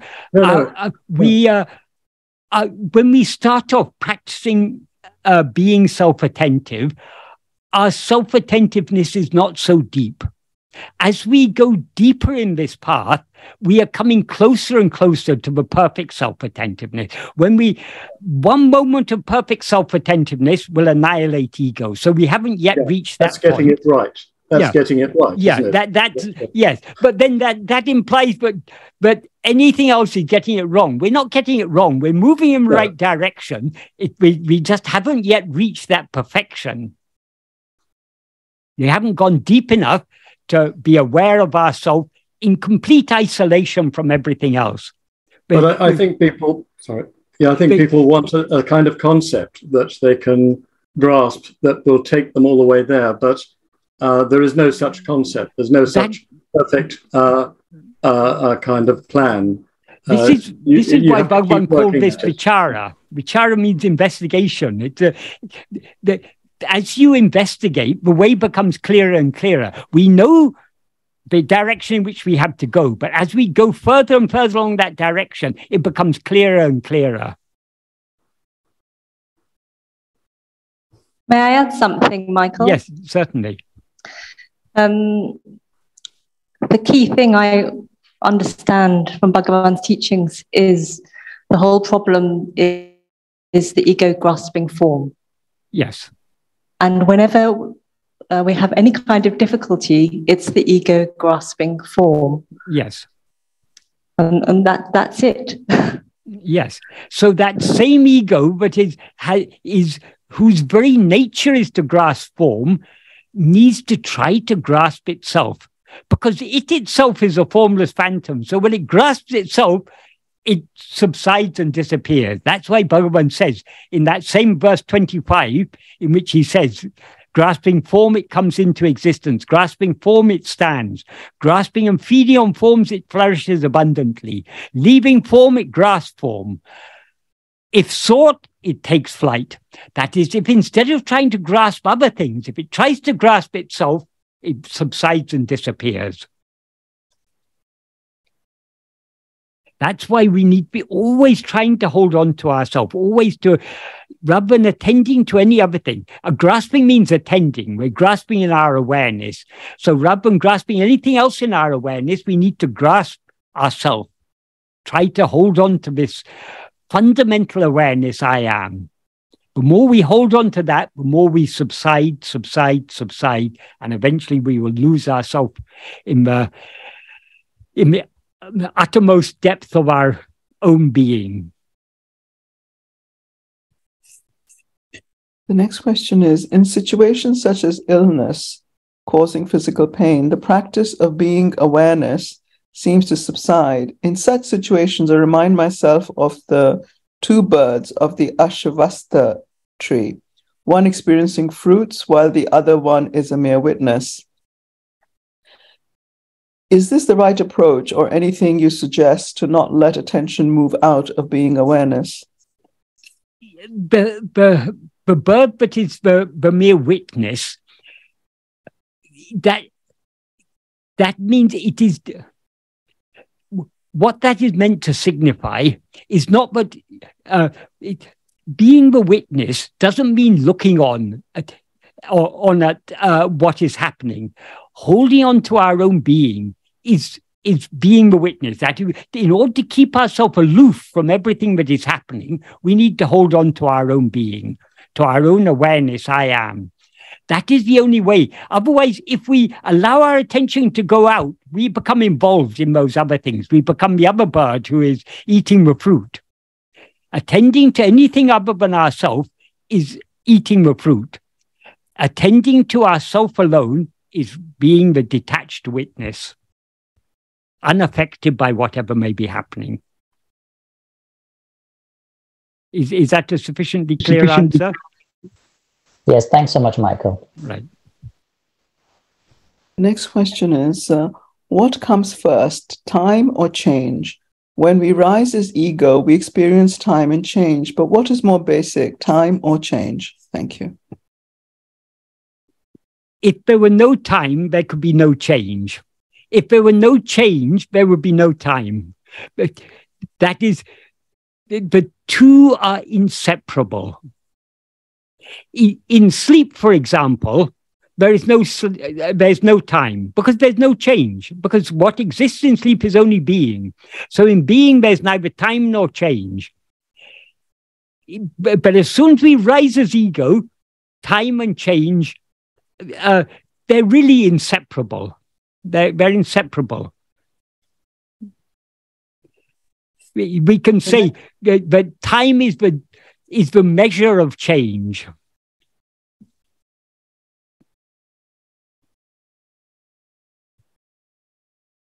The next question is, when trying to do self-inquiry, my thinker, in quotation marks, constantly gives directions on what to do. How to stop the thinker, in quotation marks, from talking, in quotation marks?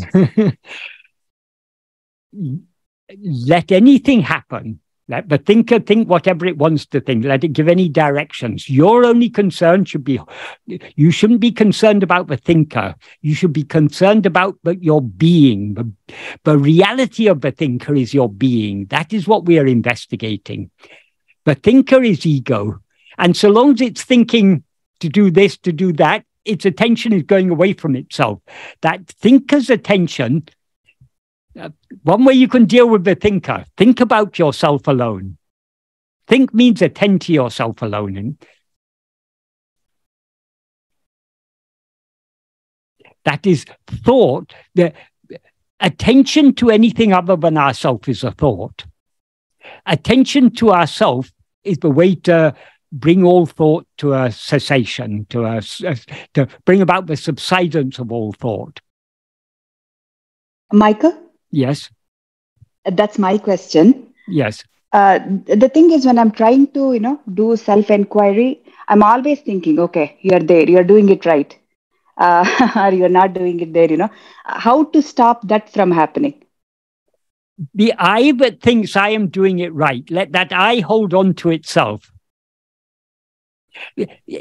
That is, it is the nature of the mind to be thinking this thought or that thought.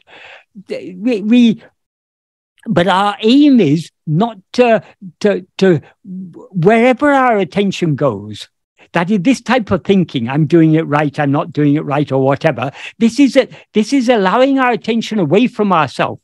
What does it matter whether we're doing it right or not? Let's just attend to ourselves. That should be our attitude. So we shouldn't feed that little voice that is commenting like that, because that's allowing our attention to go away from ourselves. Okay. Our attention should only, we are not concerned with thinking. We are not concerned with doing. We are concerned with our being, just being as we are. And we can be as we are only by holding on to our being, by attending to our being. That means to I am. By attending to I am, we remain as I am. By attending to other things, we rise as ego. Okay, thank you, Michael. All right. The next question is, Ramana Maharshi said the universe is a projection of the mind. How does such a huge universe exist in the mind, which is an activity of the brain? The brain is a small part of this vast universe. So the mind is not in the brain. The brain is just a thought in the mind. One of the many thoughts in the mind is the brain. To think that the mind is limited to the brain, when this whole, it's your own experience. The whole universe is contained in your mind. When you're thinking about the universe, you're able to know the universe because it's appearing in your mind. It's not appearing outside your mind. You can't know what's outside your mind, if at all there's anything outside your mind. You know this universe because it appears in your mind. Just like when you're dreaming, the whole dream universe exists in your mind. In your dream, you may be going to some research laboratory where they've got powerful telescopes that are seeing stars that existed millions of light years away, or whatever. All that vast universe that you're studying in your dream exists only in your mind. Just like that universe exists in your mind, this universe exists in your mind. How can we know anything outside our mind? But our mind is the field of awareness in which all things appear and disappear.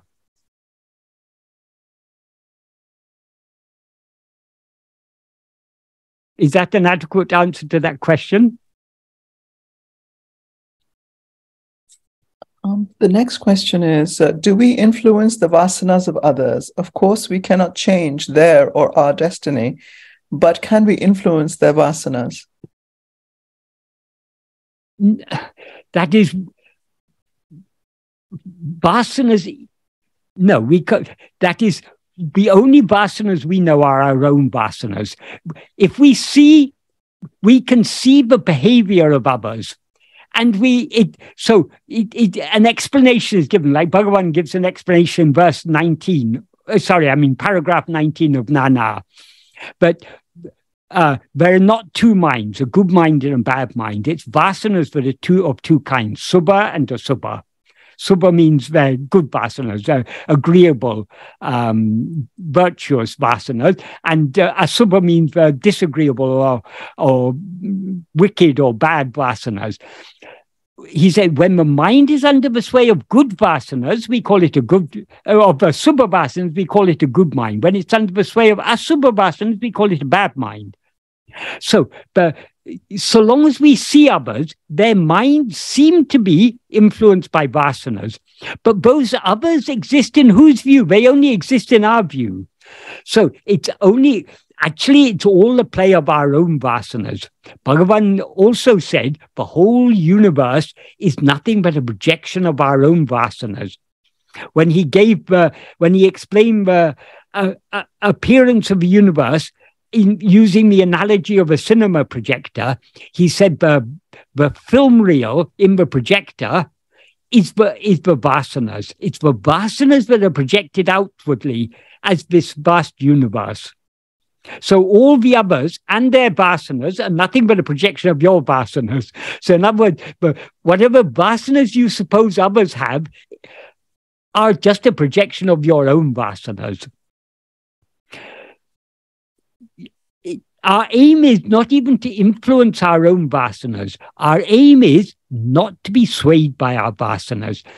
By holding on to self-attentiveness, that is the Vishaya vasanas are our inclination to attend to other things. So when we hold on to self-attentiveness, we are not yielding ourselves to that inclination to attend to other things. So the more we hold on to self-attentiveness, the weaker those inclinations become. So in that way, we are influencing. We are weakening our Vishaya vasanas to the extent to which we hold on to self-attentiveness. By not allowing the vasanas to influence us, we are thereby weakening them. So we don't have to be concerned about others' vasanas. Our own vasanas are quite enough problem for us. Let us deal with our own vasanas. And how do we deal with them? By not allowing ourselves to be swayed by them, by holding on to self-attentiveness. The next question is, I'm a person and so is everyone around me, but I'm different from them as I'm the only one endowed with awareness. The ego took me to project my world of people and things through this. Is this the correct understanding?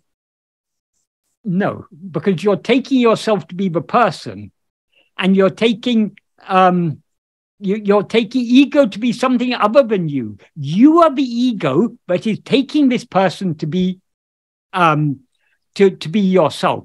This person is not, no person is endowed with awareness. That is, a person consists of the 5 sheaths, body, life, mind, intellect, and will. All of these are jada. None of them have awareness. What has awareness is ego. Because ego is aware of itself as I am this person seems to be aware. That is, because I take myself to be Michael. If someone asks, is Michael aware? Oh, yes, I'm aware, because I'm identifying myself with Michael. So because it seems to me that I am Michael and therefore Michael is aware, every other person seems to be aware. So if Michael is aware, every other person is also aware.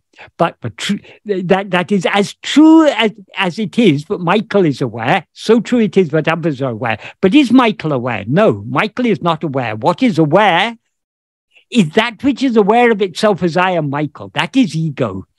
So we, when you say me, you're referring to ego, not to the person you take yourself to. If you take that person to be me, then the ego is fully in charge then, because it's risen and said, I am this person is me. So our aim is to go within and thereby separate ourselves from this person.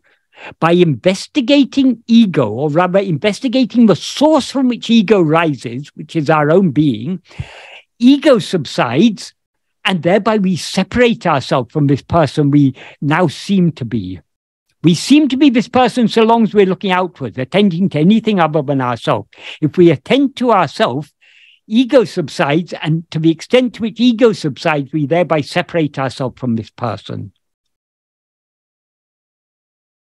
And the next question is, when you say turn your attention within, my question is, who is doing the directing to turn within? Is it the ego? Does that mean we turn to the ego? Ego is turning its attention back on itself. That is, the nature of ego is to attend to things other than itself. So we are turning our attention back towards ourselves. By turning our attention back towards ourselves, we as ego subside, because the nature of ego is to attend to other things. So when we turn our attention back on ourselves, we subside, and if we attend to ourselves keenly enough, we thereby merge back into our source, which is pure awareness, which is the awareness that is never aware of anything other than itself.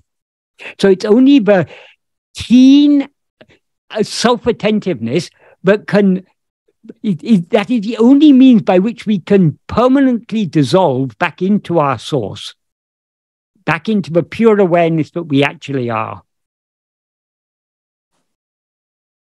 So yes, the effort is made. The self-investigation is only for ego. It's only ego that needs to investigate itself. Our real nature, pure awareness, never needs to investigate itself because it always knows itself just by being itself.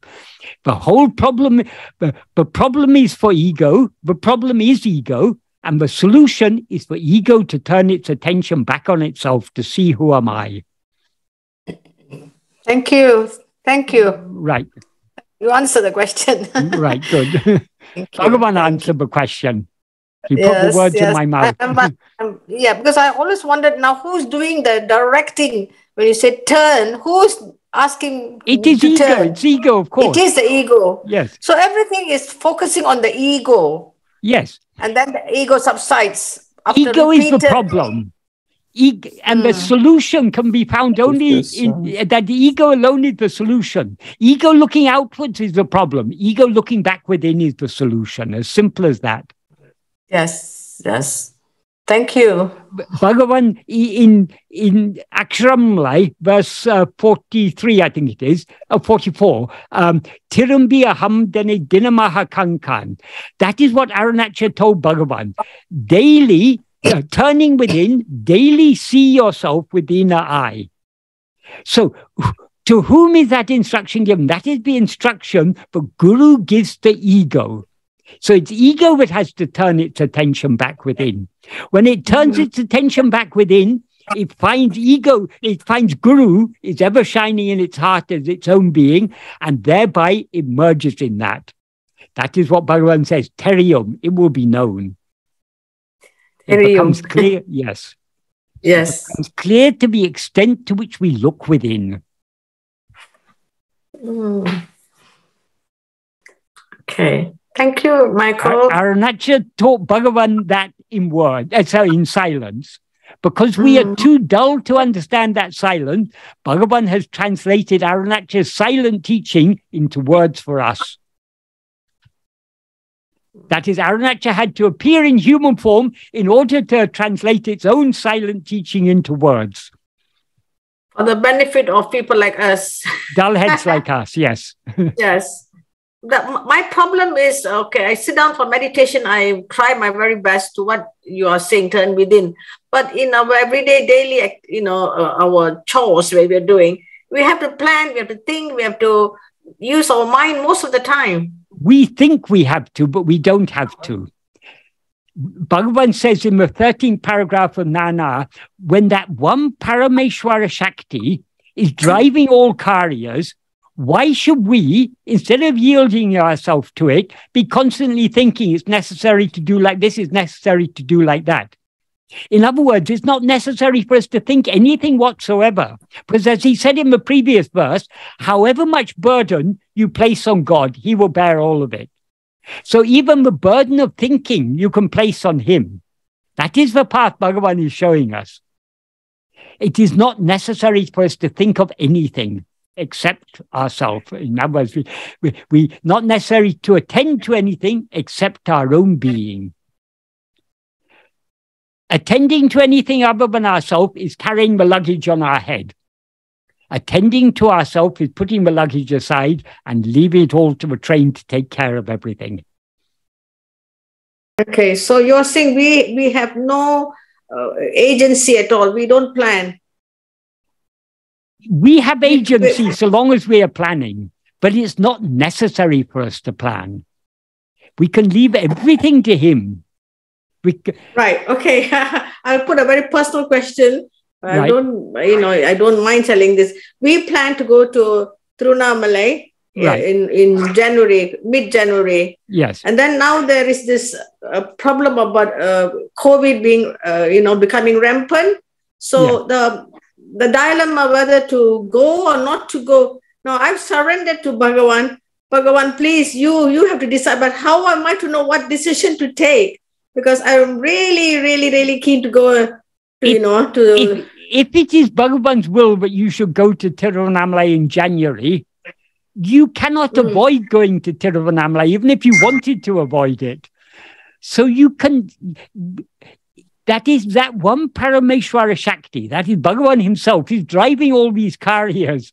It's going. Yes. If it's his will for you to go in January, you will go in January. Yes. Certainly. Yep. The trouble is that we think it depends on us. That's where the problem lies. But there is this planning, as I say, where we have to do what we have to do before we embark on a trip. So what lies ahead, whether we would contract COVID or not, and then be stranded in India where we don't have, too many friends or relatives. Now, that is the worry. Though I have prayed to, Bhagavan to give me the right answer, there's still a few more days left. Yes. What would you do? Yes. Even your planning is a part of if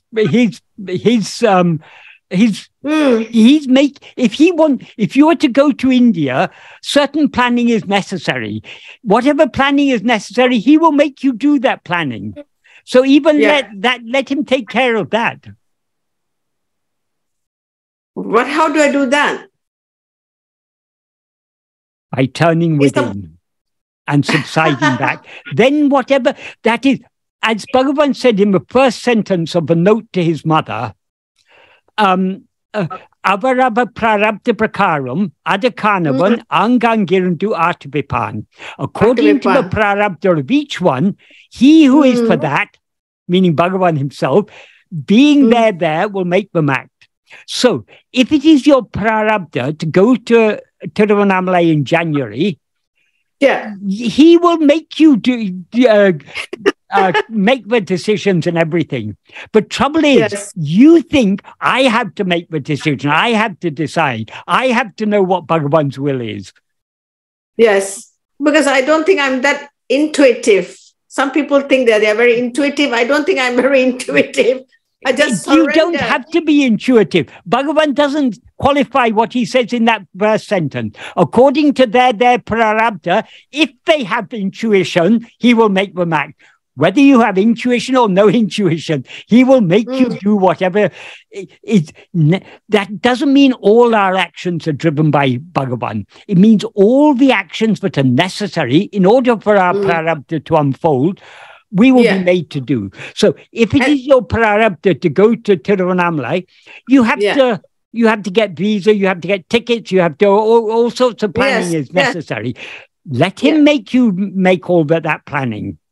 Leave it all to him. This is specifically about him, about seeing his samadhi, going around the Giri, doing the Giri. Specifically this, was my dream for many months, for a year, I think. Right. And then now, what if I get stranded there? That was my worry. And, my husband and I are like, shall we cancel? And it means a lot of money waste if we cancel the trip. Yes. But even that, leave that to Bhagavan. If it's his will that you should go, then you will go. I'm yearning to go, yes. If it's his will that you should not be affected by COVID, you will not be affected by COVID. If it's his will that you should be affected by COVID, you're going to be affected by COVID anyway. So it's you just have to understand what is destined to happen will happen.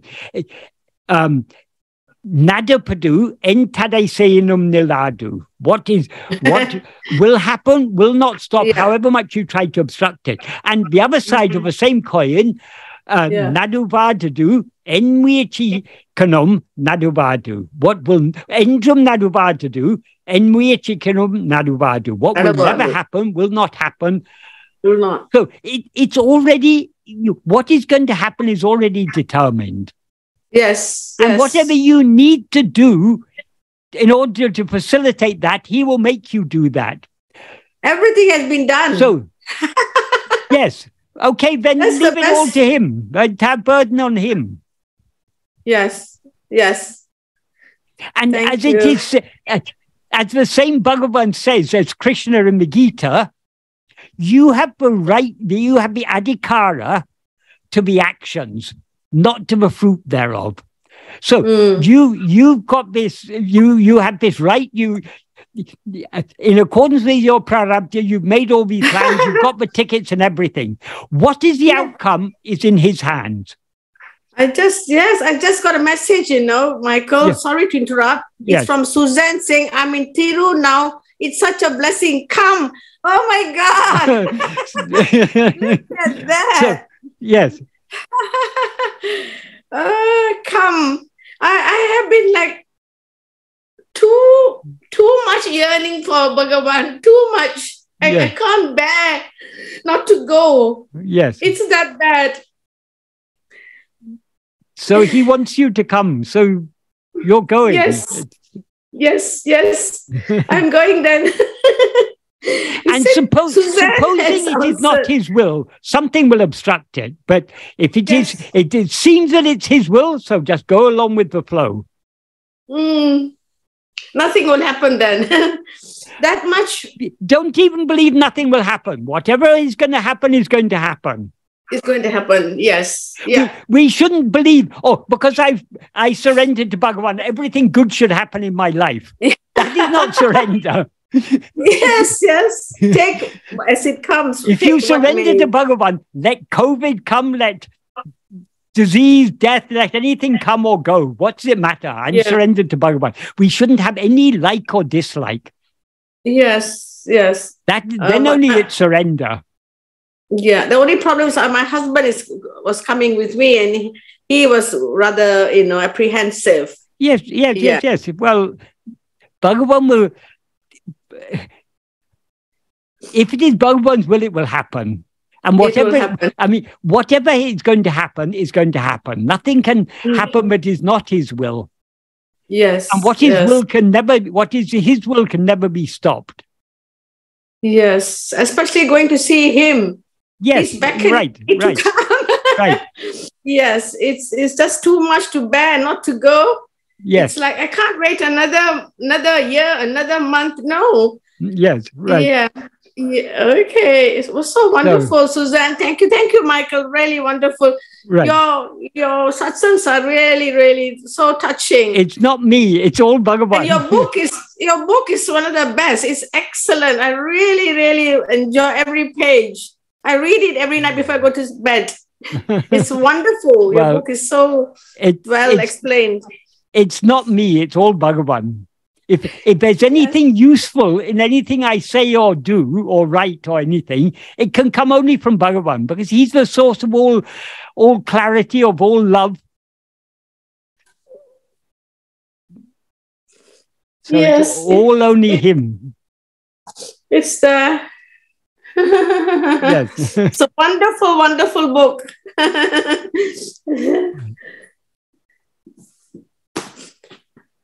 Thank you, Michael. Much appreciated. All thanks to Bhagavan. All thanks to Bhagavan.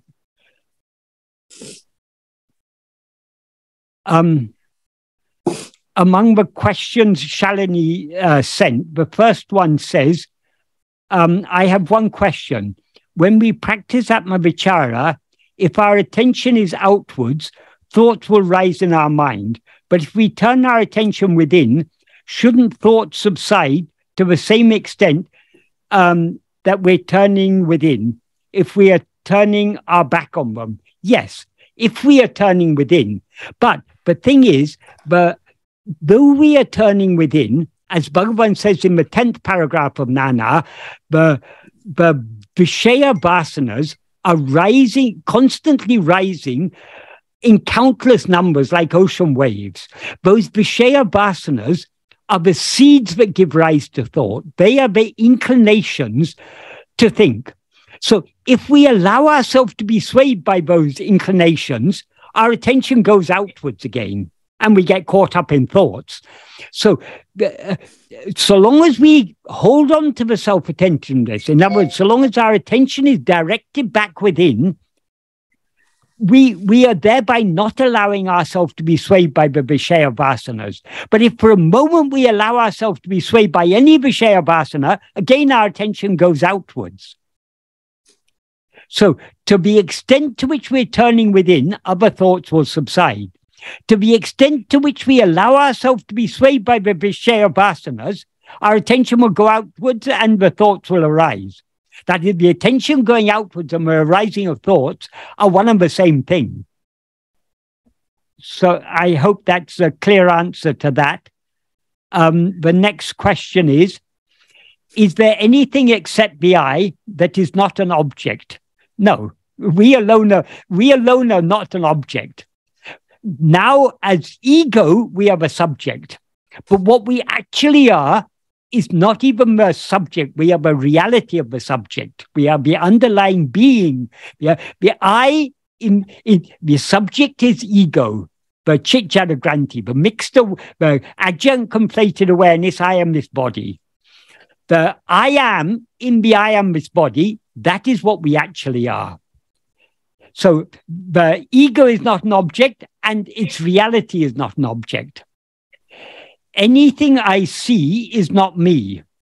So whenever I'm reading the question, reading on the question. So whenever I see something, it may be a thought or a chain of thoughts, a feeling, an experience of anything, whatever, it's not me. Yes, exactly. Whatever is seen, whatever is known as an object is not us.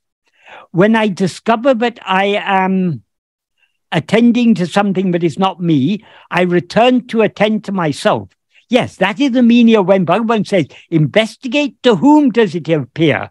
That investigating to whom is turning our attention away from what has appeared back towards ourself, the one to whom it's appeared. And then the question continues, but immediately an object will appear, and at the time I attend to objects, and the time I attend to objects is long, and I'm not able to attend to myself even for a fraction of a second. We are all able to attend to ourselves, at least for a fraction of a second. But trouble is, we underrate the value of those moments of self-attention. Every moment of self-attentiveness is worth many years of meditating or of any other type of meditation.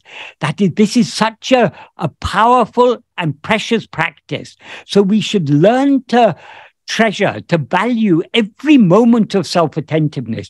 Yes, it is the nature of the mind to go outwards. So whenever we try to turn it back within, we can hold on to that self-attentiveness.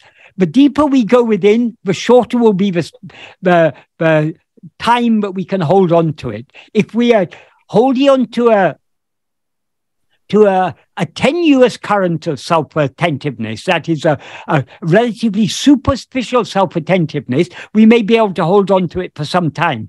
The deeper we try to go within, the more the vasanas will rush to try and pull us out again. So we shouldn't be disheartened because we are not able to hold on to deep self-attentiveness for more than a moment. Every moment is worth it. So it's the same, what this person is describing is the same for all of us. How do I know that I'm on the right path? So long as you're attending to yourself, you're on the right path. If you're allowing your attention to go away towards anything else, anything that you know or see or hear or experience or feel, your attention is going in the wrong direction. So long as your attention is turning back towards you, the one to whom all these other things appear, you're on the right path.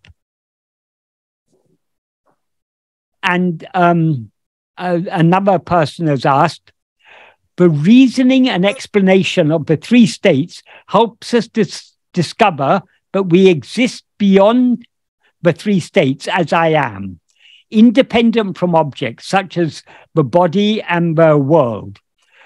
But is there a reasoning that our real nature is non-dual? Or does this depend on faith in the words of the Guru? No, it's our own experience.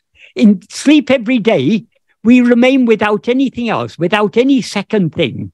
we alone remain. That means our existence is non-dual. The very fact that we can exist without any other thing means that our existence is non-dual. The meaning of non-dual is one without a second.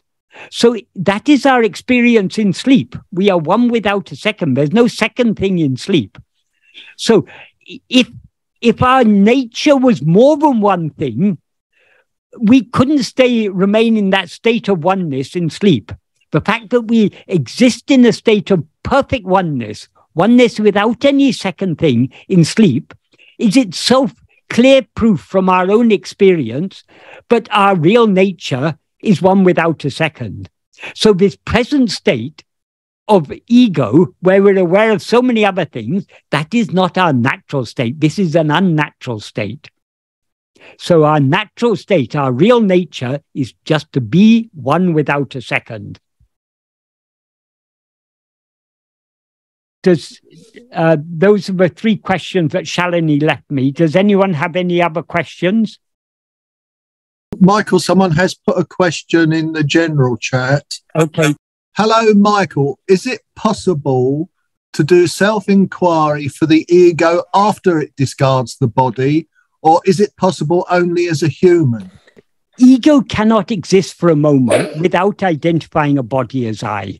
So now we experience ourselves as I am this body, which we now identify ourselves with a human body. It is sometimes said that the human birth is a special birth. It's easier to attain in this human body. But it's not necessarily the case. We know that Bhagavan was able to turn cow Lakshmi's mind within, and so she merged back in the heart at the last moment of her life. So even in the case of animals, it is possible. But let's not worry about other. If in our next life, if we're born as a cow, whether we'll be able to follow this. Now we have a liking to turn our attention within.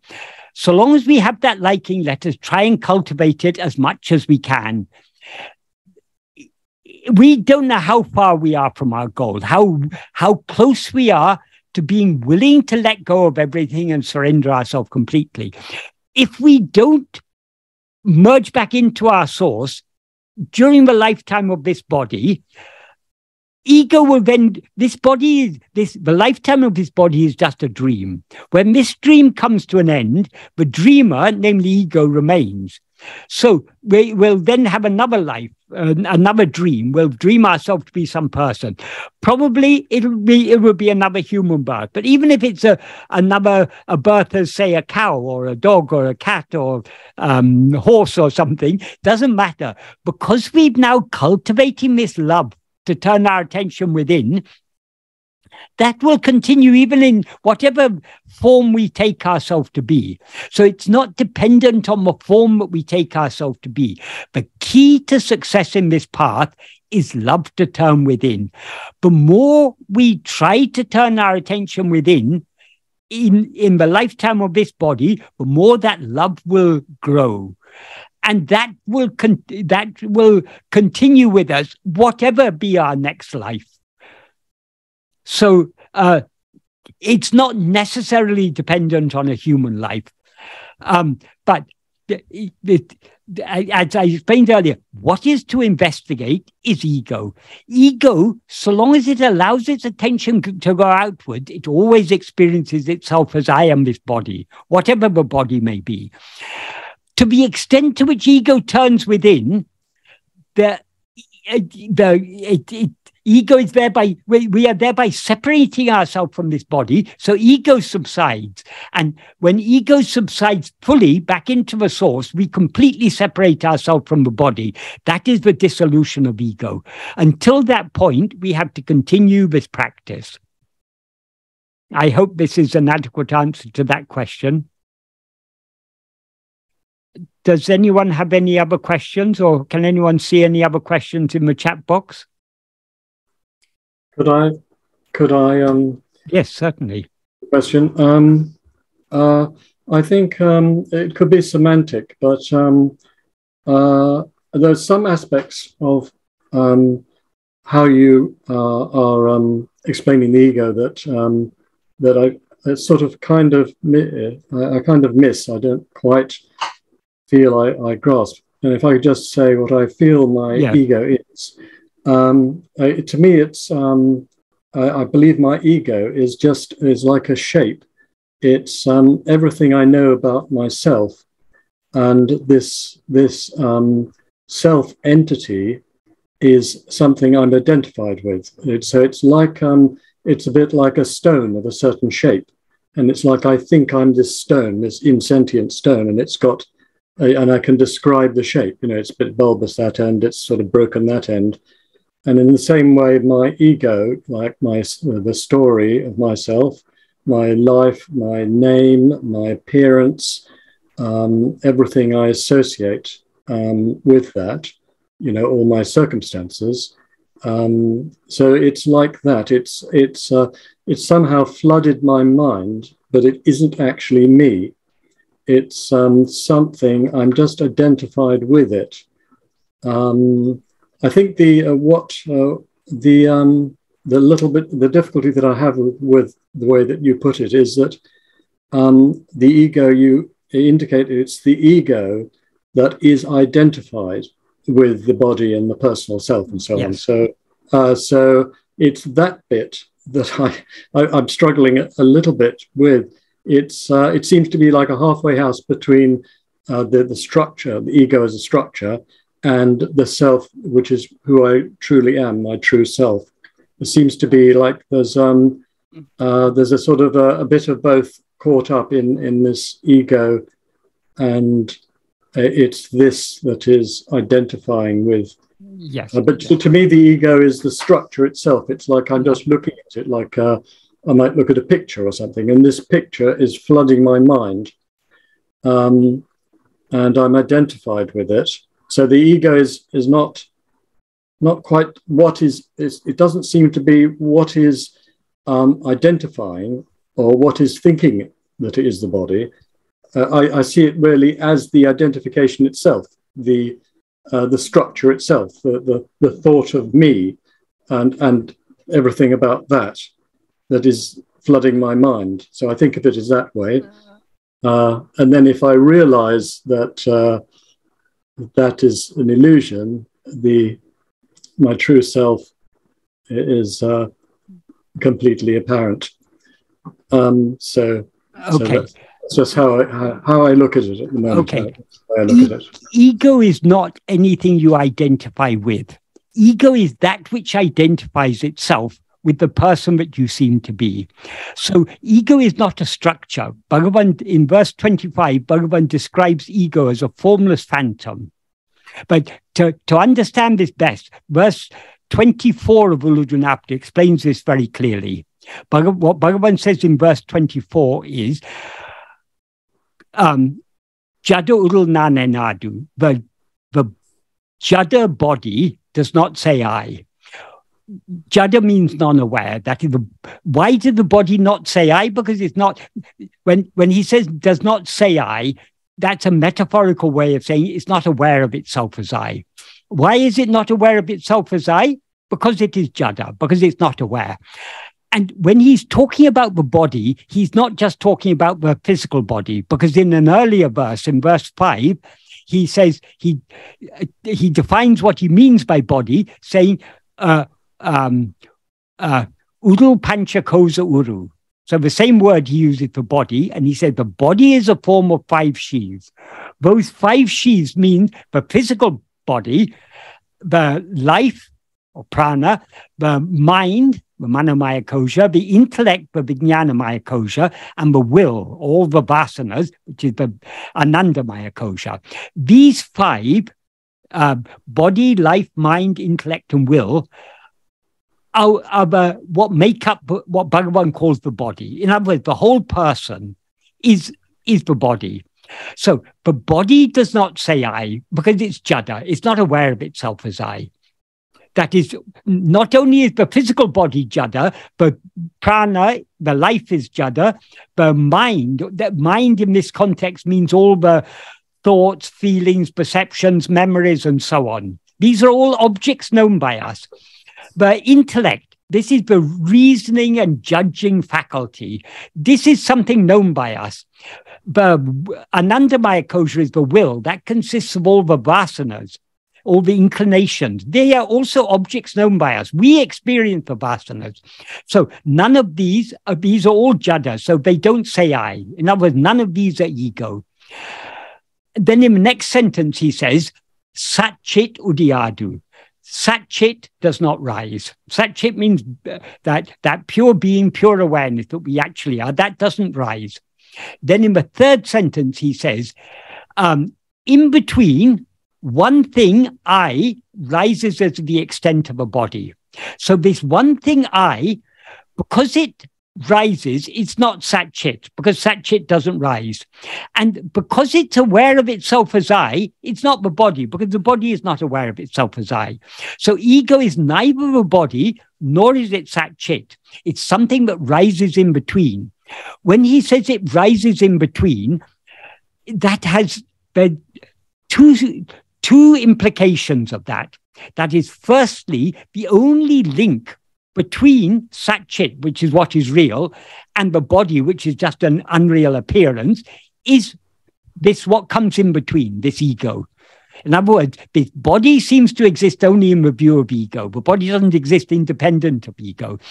The other significance of this word in between, if you read a story in the newspaper and you're not sure whether it's true or false, you may ask a friend of yours, I read this in the newspaper today, but is this really true or is it false? Your friend may say, it's neither true nor false. It's somewhere in between. What does he mean by saying it's somewhere in between? He means it's not entirely true. It's not entirely false. It's a mixture of fact and fiction. So it's got some elements of truth, some elements of falsehood. In the same way, this ego that rises between Satchit and the body, it takes on the properties of both. From Satchit, it borrows that fundamental awareness I am, that awareness of our own existence. That is Satchit.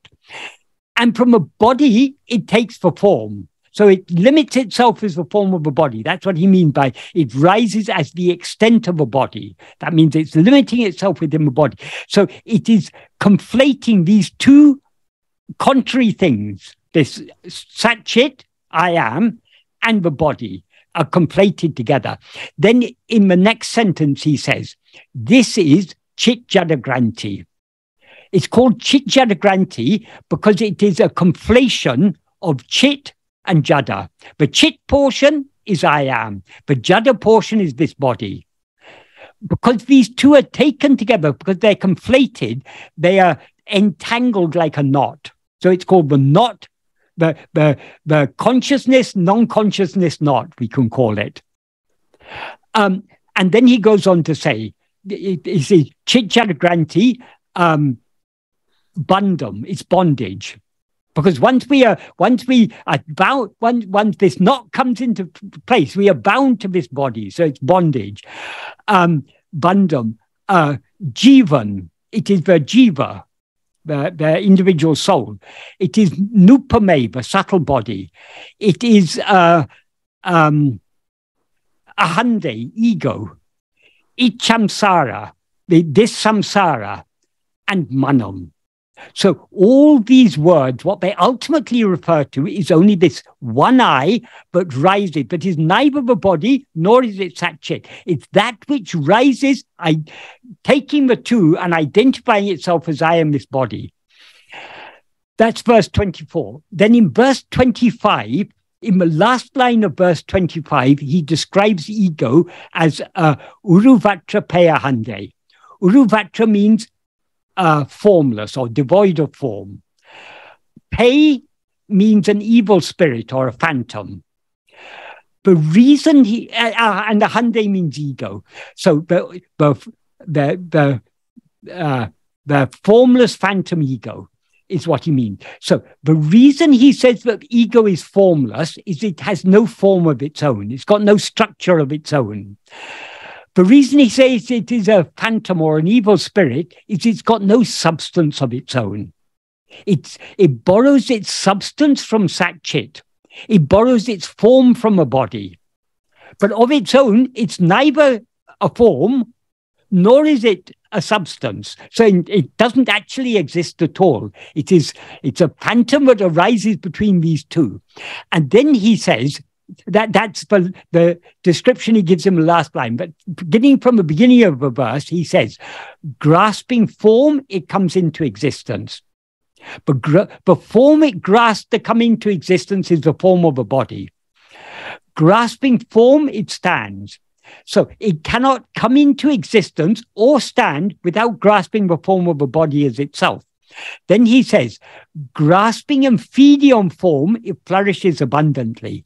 Here, the form he's referring to is all the other phenomena. That is once we take this body to be I, our mind is constantly feeding on other phenomena. Now, all phenomena are forms. And form there means anything other than ego. So all objects are forms, all phenomena are forms, because ego is formless. The subject has no form. It's the objects that have form. So grasping and feeding on forms, it flourishes abundantly. Uruvittu urupatram, leaving form, it grasps form. Teidinal otum pidicum, if sought, that is, if it seeks itself, if it tries to see who it is, otum pidicum, it will take flight, it will run away. Because it doesn't actually exist. We seem to be ego so long as we're grasping the form of a body as ourself. If instead of letting our attention go outwards to grasp all these forms, if we turn the attention back to ourselves to see who am I, ego itself has no form. So when it tries to grasp itself, it subsides and dissolves back into its source.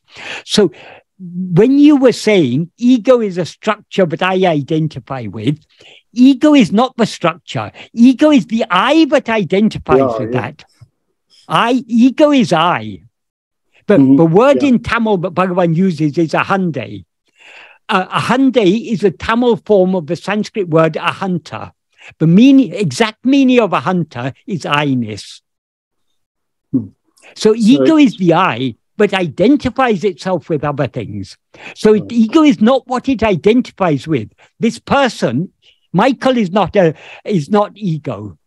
Neither Michael Ridgway nor Michael James is ego. But ego identifies itself as I am Michael.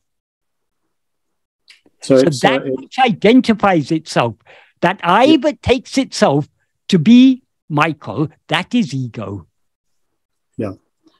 So it's the principle that causes us to make this mistake.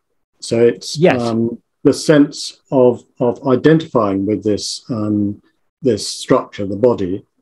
It's not the structure, the body itself. It's the identifying the self, the sense of I am this body, or I am Michael. It's that I that identifies with it. Exactly. So The very nature but even so that I doesn't. Even so that ego I, even so that doesn't actually exist, because it's really, as you're saying, it's just borrowing from both the reality and the unreality somehow. But if it's not really there. It's not really there, but the other things are also not really there, because in the next verse he says, if ego comes into existence, everything comes into existence. If ego doesn't exist, everything doesn't exist. Ego itself is everything. Therefore, investigating what it is giving up everything. That is, what actually exists is only Sat-Chit. It's only when ego rises that the body and world and everything else seem to exist, because they all exist only in the view of ego. So it's like the mistake is radiating out in a way. The repercussions of it are infinite in sense, but once you get rid of that initial, once you realize that initial thing doesn't actually exist, everything disappears. Exactly. Everything that sprouts from it, as it were. That is, simultaneously with our rise as ego, we project and grasp a body as I. That is, our rising as ego and our projecting and grasping a body as I are all one process. It's not first we rise and then we project and then we grasp. It's all just one thing. So that's why Bhagavan says, grasping form, it comes into existence. That is, the very nature of the rising of ego entails the projection and identification with the body. Once we identify ourselves with the body, through the five senses of that body, we project a world. So everything else depends on ego for its seeming existence. Because everything exists. It's only when we rise as ego that other things seem to exist.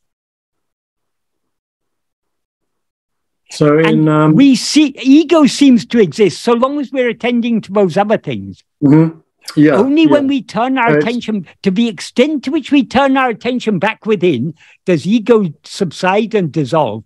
When we see ourselves as we actually are, then only do we truly know ego never existed. It exists only through us not looking at it. Like exactly. It can't sustain being looked at. It's yes, just, exactly. When you look at it, it disappears like mirage, sort of thing. This is the unique thing that Bhagavan has revealed. The nature of ego. Ego rises, stands, and flourishes by attending to things other than itself. If it attends to itself, it subsides and disappears. That's what Bhagavan is saying in verse 25 of Uludunapadu. This is something, to the best of my knowledge, this has not been revealed in any scripture or by anyone so clearly like Bhagavan has done. So this is the nature of ego. So we rise and stand as ego by attending to things other than ourselves.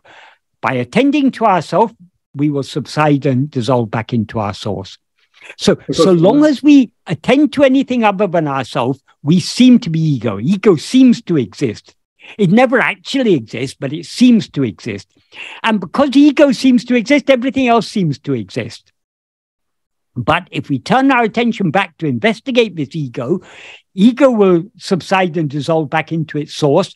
And that, as Bhagavan says in verse 26, that is giving up everything. Because when ego ceases to exist, everything else ceases to exist. Without the dreamer, there's no dream. This is all a dream. The dreamer is ego.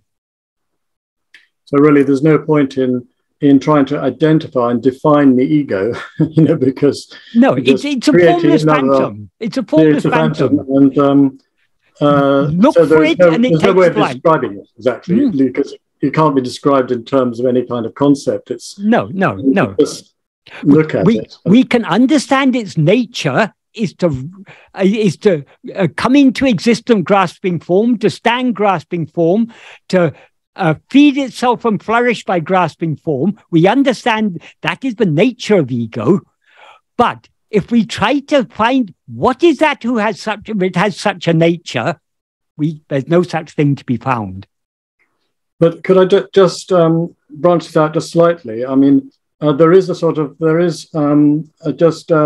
common view of what an ego is. If somebody says so-and-so is very egotistical, it means they want to be flattered a lot, and they're full of themselves. And you think of Hitler, just the personification of ego. Is that relevant? That is a particularly gross manifestation of ego. That is a very strong ego, strongly identified. Mm-hmm. I'm special. I'm better than everyone else. Everyone should. That is the ego in the fully flourished ego. In the case of those of us who are trying to follow Bhagavan's teaching, we hope that at least to some extent this ego has subsided a little. We're not so egotistical, or hopefully we're not. We shouldn't be. But it's the same thing. Ego is a Greek and Latin word that means I. It's a word that both in Greek and in Latin it means I. So that's all ego means is I. But it's referring to I not as that in the context of Bhagavan's teachings, as in normal parlance, it's not referring to I as it actually is. No. What we actually are is just pure being. But the ego is referring to that I, but is identified with other things. And the stronger the identification, the more egotistical we will be. Yeah. I'm better than everyone. I'm superior. Everyone should regard me. That's a big, strong ego. Yeah. The more ego subsides, the more humble we become. That is because our identification, we are beginning to see through. We still identify ourselves as I am this person, but we are beginning to see through. We're beginning to recognize the falsity of this identification. To the extent to which we recognize that falsity, we become humble, we subside. And we can recognize that most effectively by looking within more and more and more. So when I do the vichara, when I do self-inquiry, it feels to me like I'm asking myself, who am I really? Yes. So in a sense, I'm asking myself, well, literally, who am I really? Not so much, what is my ego? No. That is why Bhagavan said in that passage in Maharshi's Gospel that I referred to earlier, Bhagavan explains ego is chit-jadagranti. In your investigation into the source of ego or ahamvriti, you take the essential chit aspect. That is, ego is the adjunct mixed awareness. I am this body, but we are not investigating the body. The body means all the five sheaths. We're not investigating any of the five sheaths. We're investigating the I that is identifying itself with these five sheaths. So that is, we're taking the essential chit aspect, the I aspect of that mixed awareness. I am this body. Yes. Yeah, that's very helpful. That's clarifying it very well. Yeah. Thank you. Thankful for channeling through. Right, I'm just trying to point out what Bhagavan has taught us. I'm not really... exactly. That's wonderful. Yeah, that's thank you, Michael. It's Tony here. Sorry. There was a supplementary clarification from one of the people here, titled AR to the previous question. It says, Michael, that was my question, which is it possible to do self-inquiry as excuse my pronunciation, Sukshma Sharira, subtle body, is what the questioner meant. Okay. Can they do self-inquiry as a subtle body? That is, Bhagavan has said the body is a Uru Panchakosa Uru. The body is a form composed of five sheaths. These things are explained in many different ways. Sometimes these five sheaths are classified into three bodies. The physical body is called Stula Sarira. Then the next three sheaths, the Pranamaya Kosha, the Manomaya Kosha, and the Vijnanamaya Kosha, are called Sukshma Sarira. And then the final sheath, the Anandamaya Kosha, is called Karana Sarira. These are the three bodies. Stula Sarira means the gross body, physical body. Sukshma Sarira means subtle body. And Karana Sarira means causal body. It's causal because the vasanas are what give rise to everything else. Of course, it's ego that underlies the vasanas, because they're ego's vasanas. And it is in many texts, it is said, in the waking state, we identify the gross body as ourself. In dream, we take the Sukshma Sarira, the subtle body, to be ourself. And in sleep, only the causal body remains. This is not Bhagavan's teaching. That is, many different explanations are given to suit people of different levels of understanding. What Bhagavan said about this is, in the waking state, the body we experienced in dream, we may take it to be a subtle body because we said, oh, that dream was just a mental state, so it was all just mental. But when we're actually dreaming, that dream body seems just as physical as this body. It doesn't seem to be a subtle body. It seems to be a gross body. So in both waking and dream, all 5 sheaths are there. That is, we are aware of ourselves as a physical body. That physical body is alive, so it's got prana operating in it, breathing and all the other physiological processes are going on in it. There's a mind operating in it, there's an intellect operating in it, and there's a will operating in it. So all these 5 are present in both waking and dream. This is Bhagavan's version. In sleep, none of these are, though it is said in some texts that the Karana Sarira remains in sleep. That is not what Bhagavan taught us. Sometimes he would talk from that perspective for those who weren't ready to go deeper. But if we think about it, in sleep, there is no ego. Since there's no ego, how can any of the other 5, how can any of the sheaths remain without ego? So whenever we rise as ego, we project a body consisting of these 5 sheaths. So whenever we experience ourselves as I am this body, all the 5 sheaths we're experiencing. Whenever ego dissolves and subsides back into its source, all the bodies dissolve along with ego. So there's no such state as a state in which we experience only the subtle body as I. It is sometimes said, another explanation that is given, but if you commit suicide, you will wander as a ghost, or there may be other reasons. Someone's life is prematurely ended in a war or something, they may wander as a ghost. Or if they're murdered, they may wander as a ghost. People have so many beliefs about ghosts and things. And one explanation that is given about ghosts is that a ghost is separated from the gross body. They've got no physical body. So they've got the prana, and they've got only the sukshma sarira. So along with the pranamaya kosha come all the things like hunger, thirst, and all these things. Though the ghost will be hungry and thirsty, because it doesn't have a gross body, it cannot satisfy its hunger and thirst.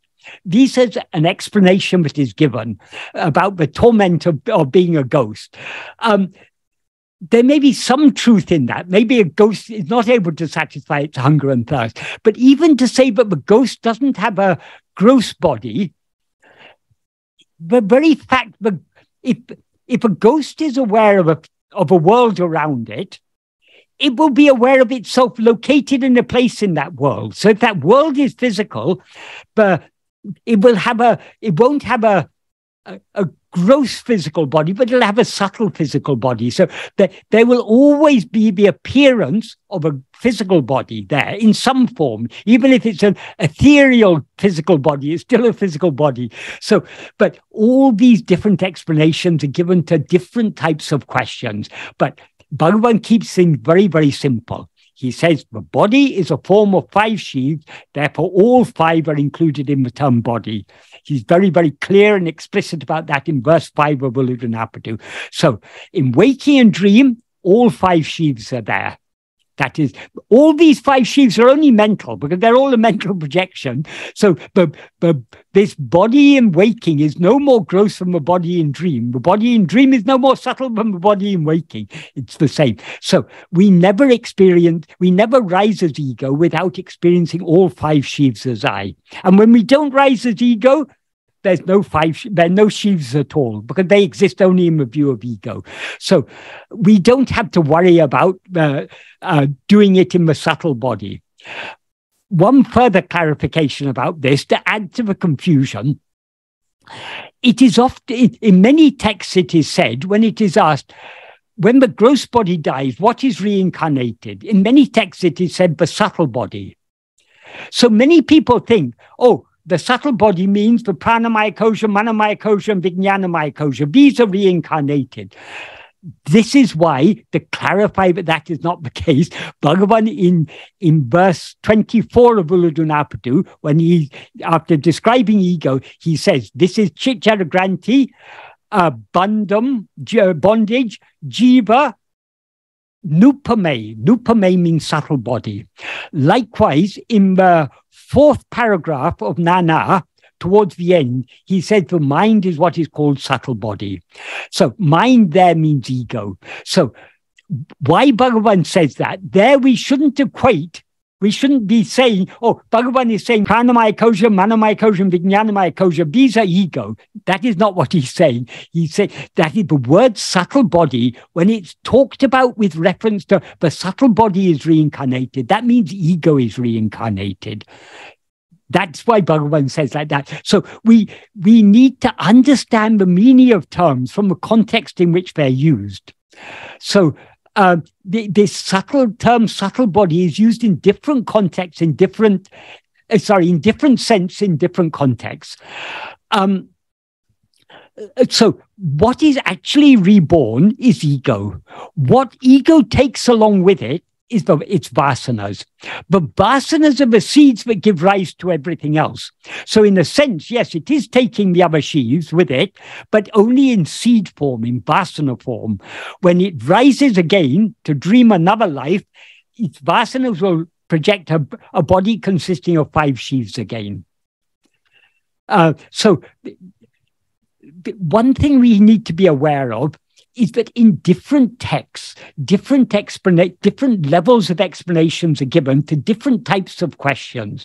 So Bhagavan has simplified everything. Bhagavan has given us the core and essence of everything. So we shouldn't try mixing up Bhagavan's teachings with other explanations, because those other explanations are given at a different level. Those other explanations are appropriate at the level at which they're given, but Bhagavan's teachings are deeper. So we shouldn't confuse different levels of teachings. That's something we need to be very aware of. So this is why we need a subtle and refined understanding. We shouldn't say, oh, sukshma sarira, subtle body, that means these 3 sheaves.